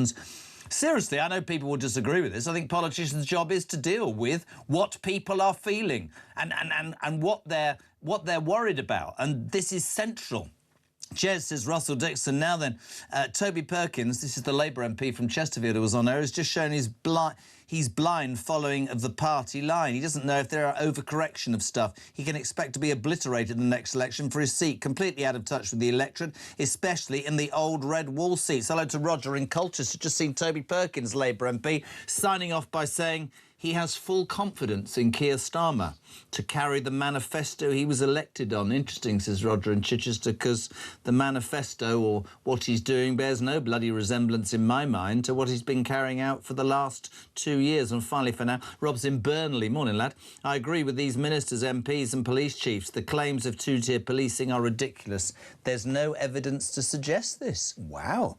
Rob in Burnley says there's no evidence to suggest 2-tier policing. All opinions welcome. 0344 499 1000. Lillian, good morning. Morning, Jeremy. I'm absolutely fuming over this child's murder. Whose son or grandson or child is going to be next? There's no apologies, no promises of putting anything right, changing their policies, and you've got that Shamood coming out yesterday and saying that what happened at the protest in Southampton is unacceptable. I'll tell you what's unacceptable. The murder of our kids on our streets, on British soil. Let's go to Mike Neville, retired Scotland Yard Detective Chief Inspector. Mikey, good afternoon. Good morning, sir. How are you? Well, I'm very well, thank you. You listened to Nigel Farage there. I'm sure you saw that the outrage yesterday because he dared to suggest there is 2-tier policing. I would love to hear what you think. I'd just throw at you Leeds, Manchester, the Unite March, 4,000 police in riot gear, and yet The Palestinian marches happened every week. People can call for the death and destruction of the Israeli state and the Jewish people, and no bugger does anything. So balance, is there, man? Well, Jeremy, what I always say to people, if they don't believe there's two-tier policing, then they can join me on an exciting social experiment, because we'll go to the Notting Hill Carnival and we'll see how much cannabis we can smoke in front of the police without any action being taken. We'll abuse the police, and then we'll dance with the female officer to the point of sexual assault. And I'm gambling. My theory is that nothing will happen. And then we're going to go to Millwall Football Club the next week and practice the same things and see what happens to us then. So if anybody doesn't believe there is two-tier policing, then please come with me on the experiment. And you can see I did an article for the Sun today where I exposed things that actually happened to me personally, where I used to publish details of criminals. I was in charge of the unit that published the images captured on CCTV to say, can you identify them? And I would simply choose for the front cover the best image and the worst crime. And after 6 months, I got a phone call saying, you must put more white people on the front cover. This is how ridiculous the police has become. Macpherson report 25 years ago on the back of the horrific Stephen Lawrence murder was supposed to correct this. I thought it was quite interesting overnight, the former Home Secretary, Labour grandee, and somebody who, you know, you'd have respect for, because if you look at the current Labour front bench and you think Jack Straw, there was something about him, some gravitas. He warned overnight, Mike, that police anti-racism guidelines have gone too far in the opposite direction since he oversaw that inquiry into Stephen's murder. He says there's been an overcorrection by the police. When you watch that footage, buddy, and there isn't a father, mother in the land that... I mean, I've got a kid, 17 3/4, called Henry. I can't even... Everybody knows that, right? I sat here on Monday and Tuesday. I mean, I'd be in prison. I don't even understand the brilliance of that family. But to look at those police officers... Blexley was on Tuesday. I've never seen him so apoplectic. And I'd love your take on what he said. He said, you know, are we blaming officers who are hamstrung by a fear that they'll be called racist? To a degree, my opinion, sheer bloody incompetence is also relevant here. You've got a kid, I can hear his life ebbing away from him. You can see. Being stabbed, I don't think you have, mate. I mean, just the most appalling example of appalling policing. And you know, Alexis... What's that Alexis bloke called? What's his name, the one in Hampshire? Because I've got Boone written down. Boone it is, the chief constable. It took him 4 days to come out, and he says there's not two-tier policing. It's unbelievable, man. It is unbelievable. It's totally shocking. Jeremy, I dealt with some of the most violent criminals, you know. I must have taken out my handcuffs a handful of times, but you handcuff people when they're a threat. You handcuff people when they're running away. You do not handcuff a man who's badly injured, lying on the floor, almost unconscious. It's truly, truly shocking. But we can look at those junior officers there and be truly shocked. These are officers who've been brainwashed, and it's not just them. We cannot just take it out on those junior officers. There's so many young officers trying their best on the street right now heads have been filled so they don't stop and search people. They don't find knives, they don't find drugs, they don't find weapons because they've been brainwashed into being frightened of racism. It comes from the top, and I only offer my services to help reform, get British policing back to where it was. British policing used to be seen as the best in the world. And can you imagine, even 20 years ago, a crowd of ordinary folk standing in Southampton and shouting, shame on you at the police? No. It's incredible. What has gone so badly wrong? And as Nigel Farage said, it's the utter disconnect. You see those MPs with their sad faces, frothing at the mouth because he's asked some difficult questions, and they are totally... They've lost the country completely. Did you hear what the aged MP said to Farage as he left the chamber? Yeah, absolutely right. Tapped him on the shoulder and said, "Oh dear boy, you've lost the house, but you've probably won the country." This isn't a pro. Look, I'm just saying this. It could be Ed Davey, it could be Dave Polanski, it could be, help me out, it could be Andy Burnham. Surely not politics surely has to be about understanding where the pulse of the nation is and talking about... You see, the biggest criticism of Nigel Farage from the opposition is, well, he's just highlighted he hasn't given any answers. We've had years and years and years of not just the Labour Party, but the Tory Party. DEI has been alive and well in this country long before Keir Starmer came to power. And I guess the popularity of politicians like... I mean, I'll say it, Farage and Polanski, to be fair, they won that election. I'm being straight. I don't have to agree with it. Is because it's not the usual tripe that's been proven to never, ever succeed.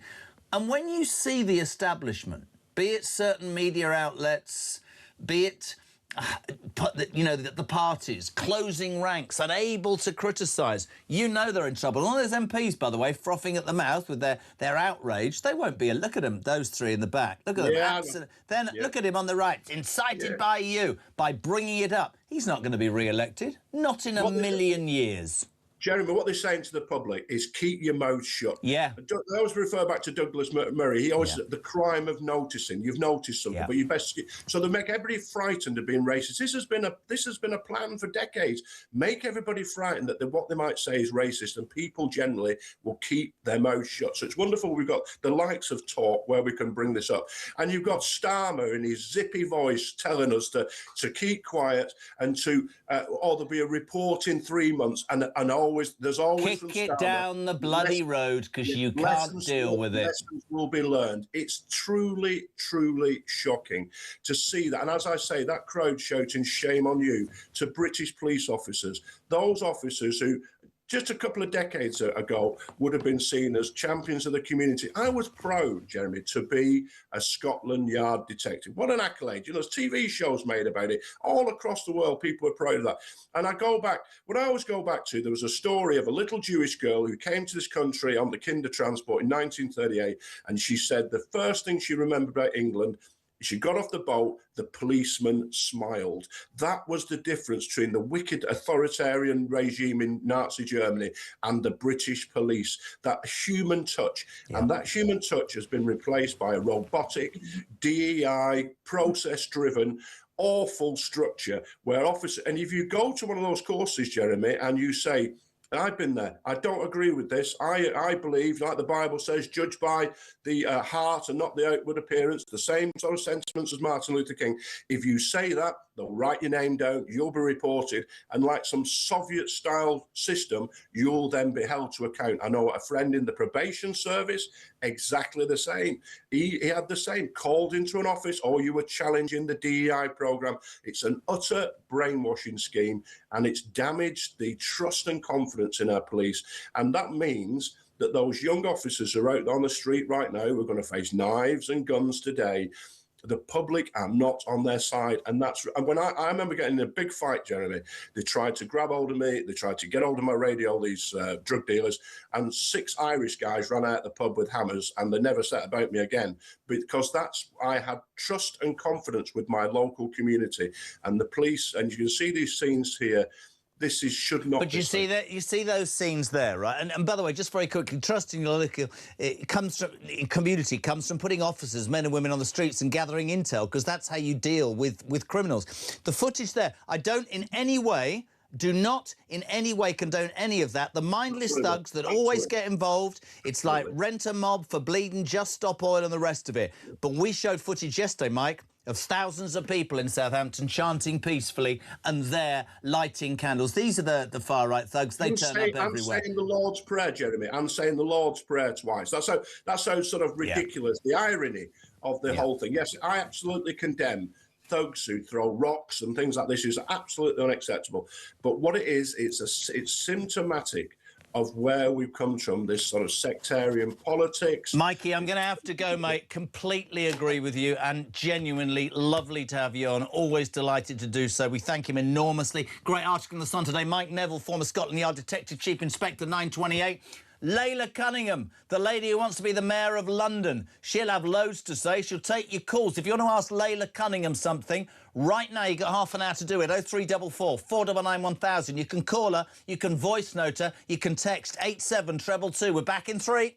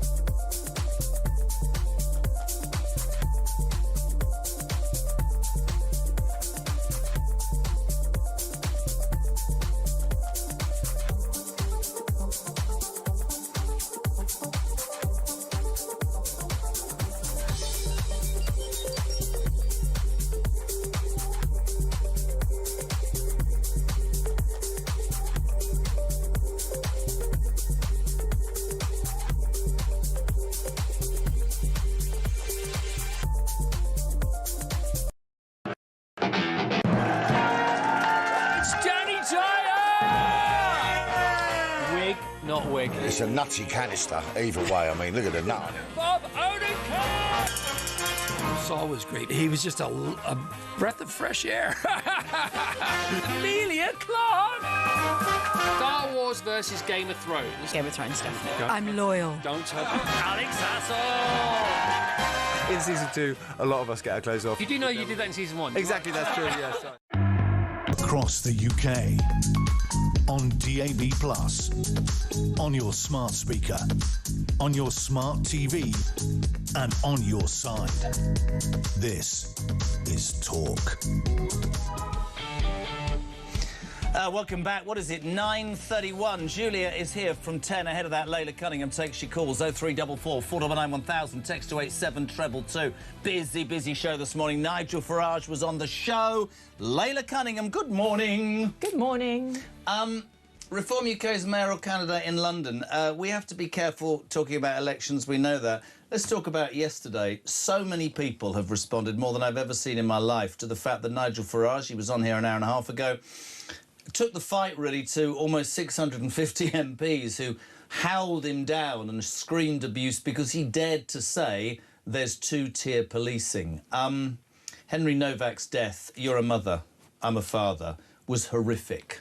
And whether it's incompetence as well as the ideology that's created fear, how did you feel when you saw that? It was actually unbearable to watch because, as I said, my kids are that age and I know how vulnerable they are. You know, they act all men and macho, but they're so vulnerable. My Henry's 17. Yeah, my son's Jesus. 19 and 16, and he's super vulnerable. And I can imagine when he heard the police arrived, he must have thought, oh, they're here. They're going to protect me. You know, I'm safe. And they didn't. And somebody said something yesterday that I thought was awful, but I completely want to repeat it because it was right. He wasn't given his last rights in handcuffs. He was given his rights and he died. I mean, just imagine how appalling that is. Where did you stand on Nigel Farage? He said pure cold rage. That's exactly how I felt. But everybody else said that incited division, and he was responsible for what happened in Southampton. I find it remarkable that the past 24 hours, and I was on Newsnight where they misquoted him, it's talking about what Nigel said, as opposed to what actually happened. What caused anyone to protest or go out? And listen, I don't condone any violence. I don't condone any violence against the police. Peaceful protest is fine. Is watching that video. It made me want to go out to the streets. I was like, what is going on here? Why is this happening? And it's not the first time. We saw it with Sarah Sharif, where social services didn't want to ask why she's the only person in the family whose head is, you know, has a head covering, whereas the adults didn't. This is the young girl in Woking, and I know this because it was 100 yards from a mate of mine's house. Yeah. And the parents callously beat her on the way to Pakistan when they were arrested. They're now serving life, And beaten to death. She had a head covering to cover the bruises. And the adults, the two ladies, the two women, criminals in the family did not. And social services didn't want to ask why, so they didn't want to appear Islamophobic. Was it Kalakane or was it Ruda Bakana who was released from a mental institution because it was Kalakane because the psychiatric nurses thought to keep him in was racist?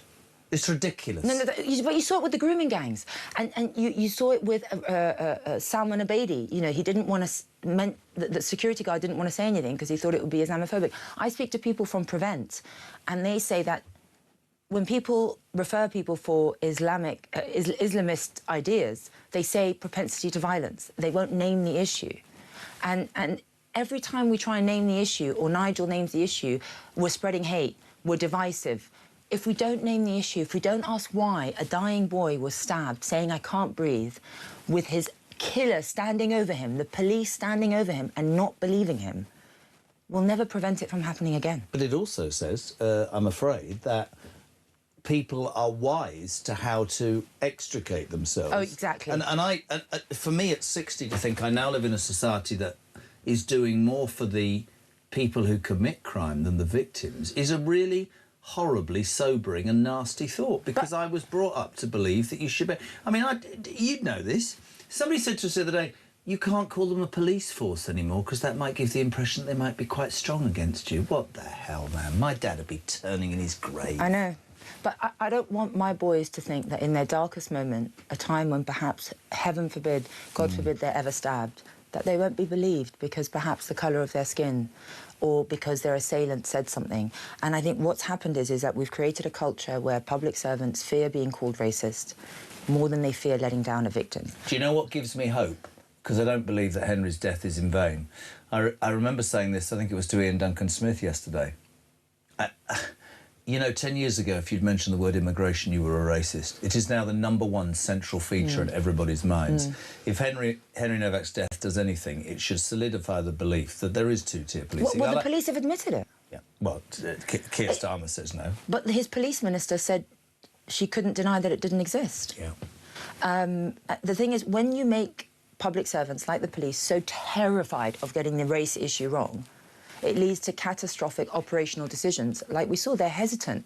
And policing, they need confidence to act in the right manner. I spoke to someone who's been in the Met for 25 years, and he told me that if there is a mob of white people, they will use the force necessary to contain that mob.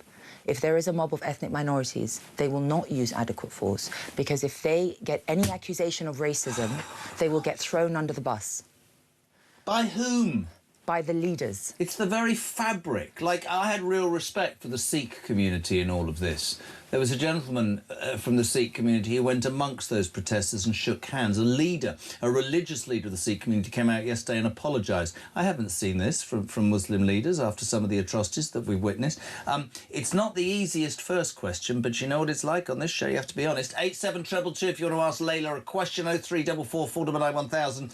You can call. My question for Layla is, with the rise of Restore Britain and their membership and electoral success in the polls, there needs to be an accommodation between Reform and Restore in order to avoid splitting the vote and delivering a result none of us want. How does Reform intend to proceed, as ignoring this issue is not, in my mind, says John in Nottingham, an option? Listen, I'm focused on London, and not one person's mentioned Restore to me on London. I've campaigned up and down the city. We have thousands of councillors. We are a party that's ready for government. We are a party that's polling, 200 in the polls. They have, how many councillors do they have? 9 councillors. We have MPs in Parliament. There is that debate, though. It's incomparable. Well, there is that debate, and I actually had this with a Tory yesterday. I wouldn't disrespect him by giving out what he said off air. But you look at the prism of where we're at, not in the election that's coming up. I'm talking about the wider thing. And so many people who are centre-right or right are of the same mindset, which is, whether it's the Tories... Hold on, excuse me. On air.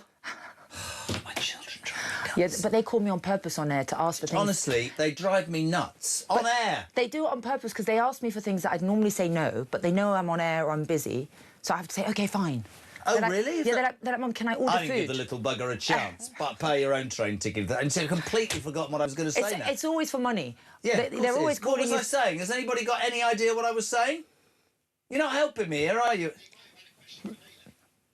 Oh, they might have had a question. No, they won't have had a question for later. He's 17, doesn't even know what a question is. I find it...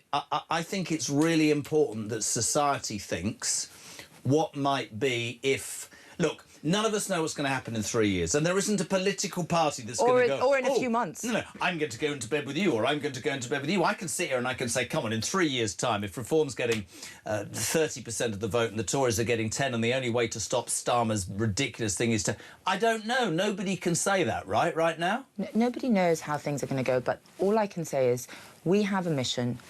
We have made a promise to the public. The public have put huge trust in us for radical change, and that's what we're going to deliver. We're not here to cling on to 20 years of failure or just tinker around the edges.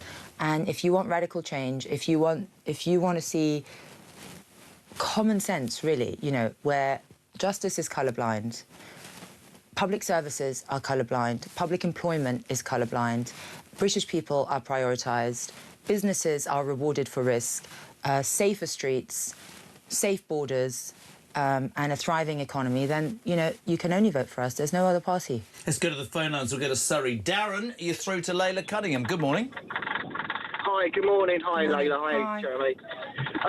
Layla, when you were on the Jeremy Kyle show, I don't know if it's last week or week before, but you said something towards the end of the show that really annoyed me. Oh, dear. I'm a Reform voter.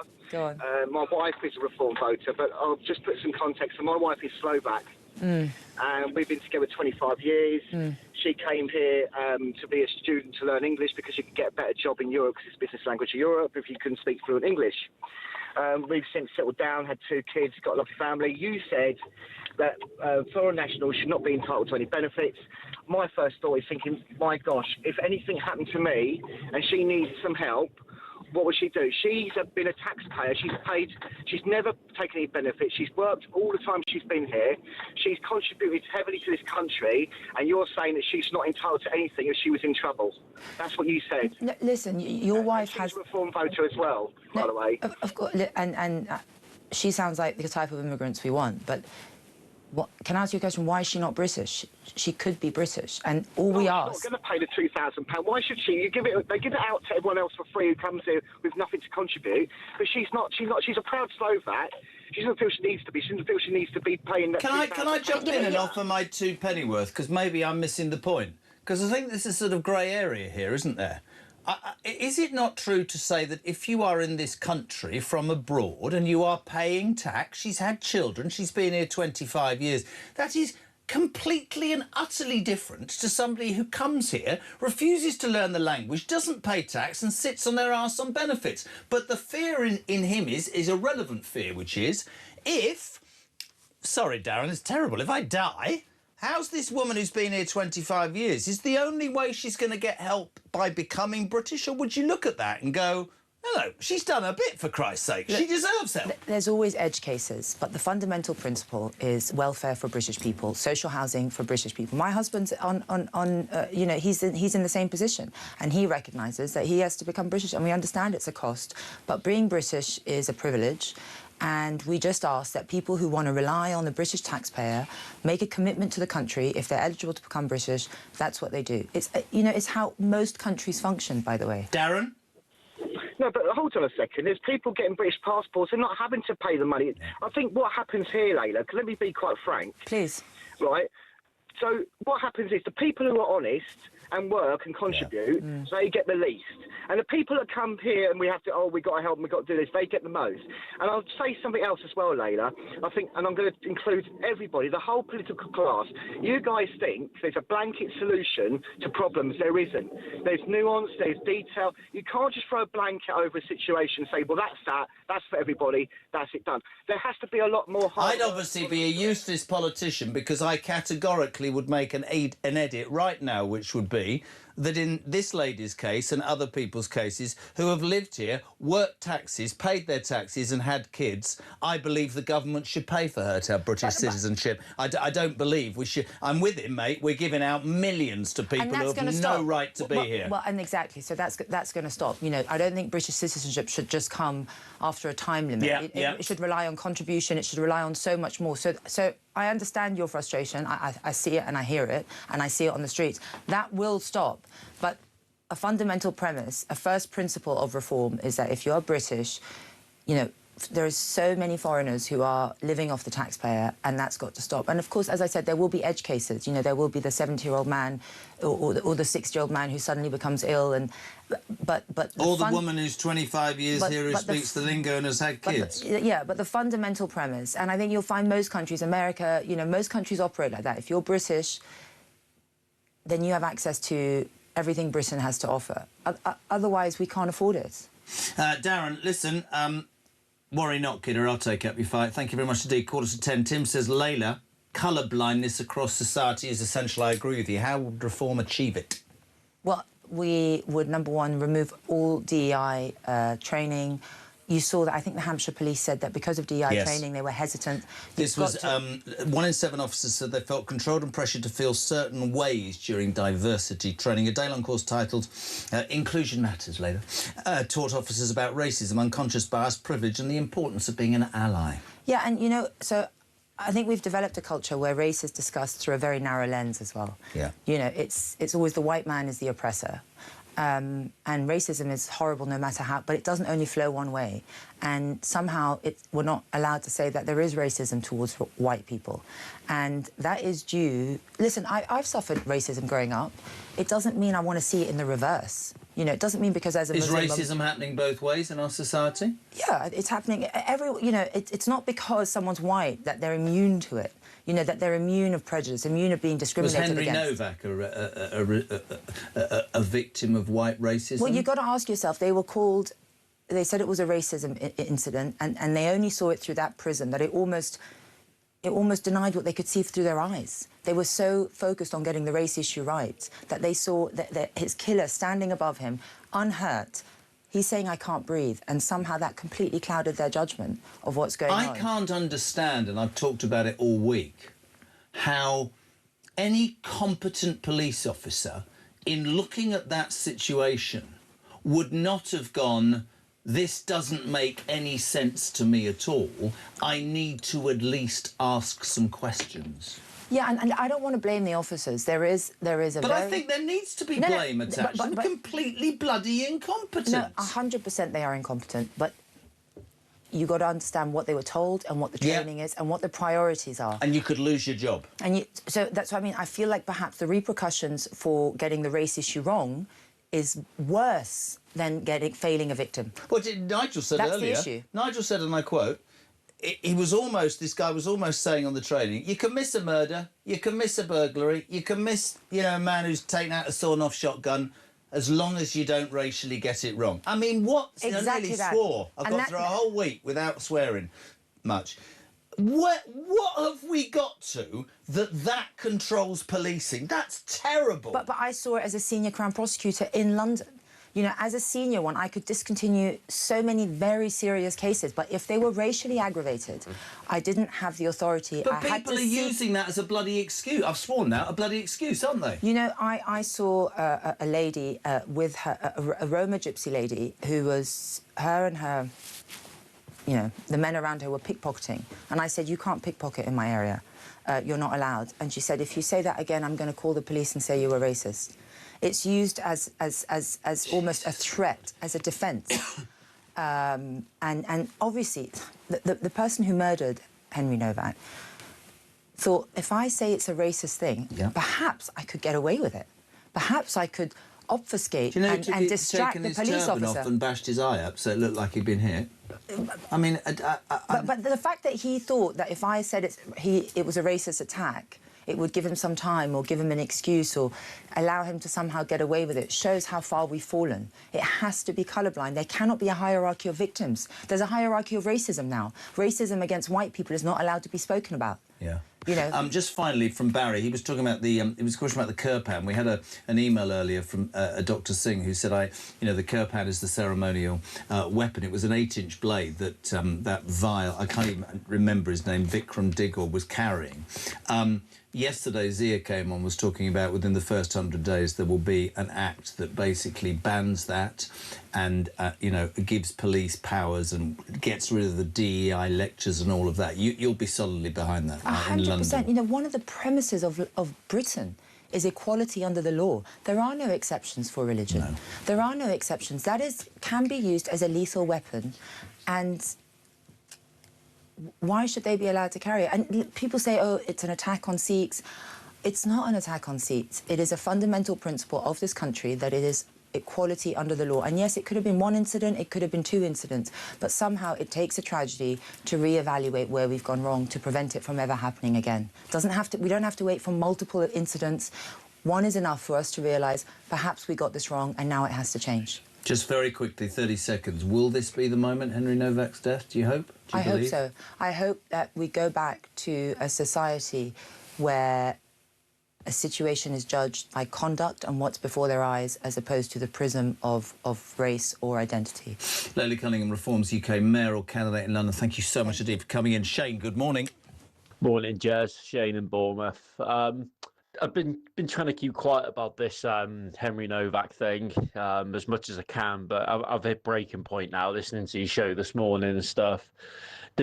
My biggest thing here is we entrust our trust in the police, and without sounding like these common criminals that always say, oh, we pay your wages and stuff, they're quite right in when they say that. We do pay their wages, so we're paying them to protect us.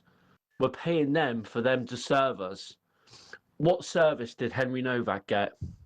If that's what my wages, my taxes are paying for, then I'm going to stop paying taxes, mate, because I'm not paying wages to police who are just going to watch a man dying on the floor and then snigger to themselves. I don't think so, mate.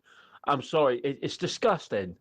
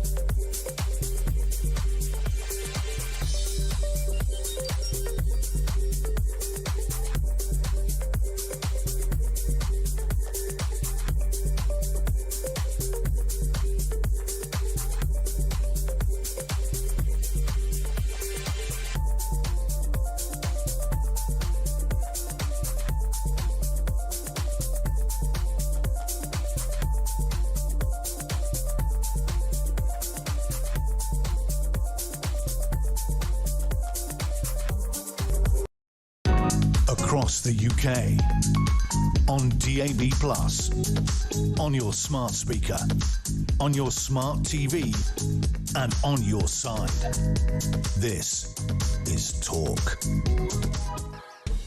Welcome back, 8 minutes to 10. Julia Hartley-Brewer is here.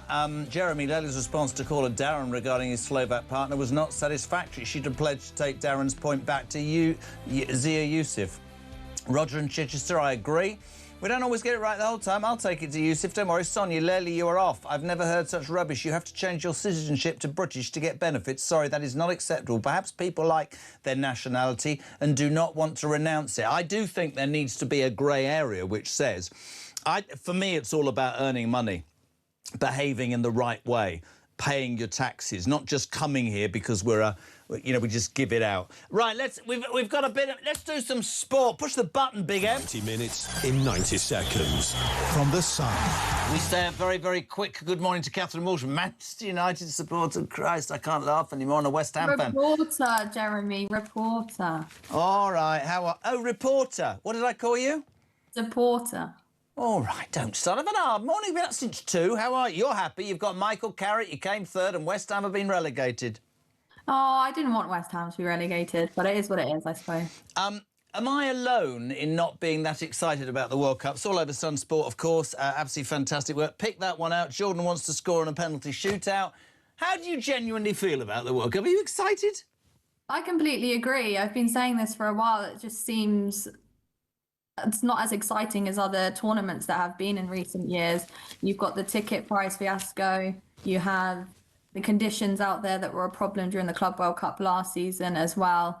It just doesn't seem like it's going to be fitted into a big tournament. You see, we say that. You and I are cynical old people, right? Well, you're not old, you're young. And I say, I'm not bothered. I'm not interested. And then the minute they win one game, 1-0, with a 90th minute winner by an own goal or some other crap, then I get all excited. And then the thing that happens every 2 years with the Euros and 4 years with the World Cup is then I buy my flags and I invite everybody around for barbecue and we fall on our backsides and then I'm totally depressed and then I go, I'm not doing that again. Yep, 100%. That they can't let us down this time. And I feel the same. I said the same thing to my colleague the other day, that within 1 or 2 games we'll all be, singing It's Coming Home and hoping that it does. No, I'm going to be singing They're Coming Home. I'm going to stick my neck on the line and everybody's going to hate me because you can't believe what I'm about to say. Who do you think will win the World Cup, Catherine? I think France will win the World Cup. So do I. And it sticks right in my throat, right there. Listen, everything you need to know in the incredible Sun Sport as we approach the biggest football tournament in the world. It's going to be too hot for England. They'll be too sweaty. They'll slip as they're sticking a penalty or trying to in the net. But Catherine and her colleagues do a great job. We thank you very much indeed for your time this morning. She, like I, thinks France, allez, allez, will win the World Cup. Back in 3.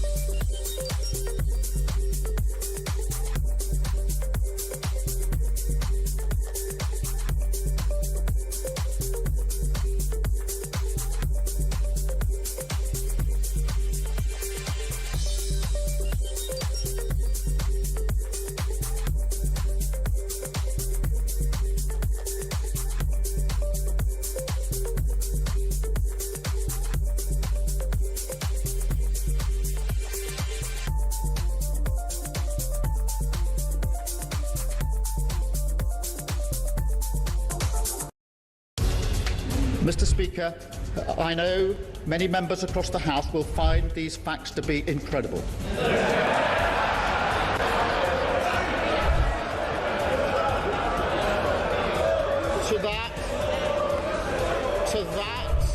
To that, I can only say they are right. It beggars belief that throughout the whole timeline of events, officials in the Foreign Office saw fit to withhold this information from the most senior ministers in our system in government. Across the UK, on DAB+, on your smart speaker, on your smart TV, and on your side. This is Talk. Welcome back. You know what? Talk, the home of common sense, has got it all. We had Nigel Farage, and the First Lady of Talk has got Kemi Badenoch on the show. We've got Kemi Badenoch, yeah, coming on at midday. Yeah, her only interview today. Yeah, I mean, it's just extraordinary. This Henry Novak case is not going away. And mainly, I think, because when politicians say, can everyone not really talk about it in the way you want to talk about it, including telling Nigel Farage what he can and can't say, either in an interview or a video or in the House of Commons, that's when it makes me go, yeah, you know what, we're going to talk about it, how we bloody well feel like we're going to talk about it. Well, he acknowledged this morning. Really annoys me. I don't want to talk about the other place, but he said that Talk was one of the very, very, very, very few media outlets that were doing this as early as Tuesday morning, long before everybody else. And for me, you might think differently. I think the very essence of a politician is to talk about the things that are the pulse of the United Kingdom. Whenever all the politicians, I've been around a long time, whenever all the politicians on all sides of the House are all agreeing on something,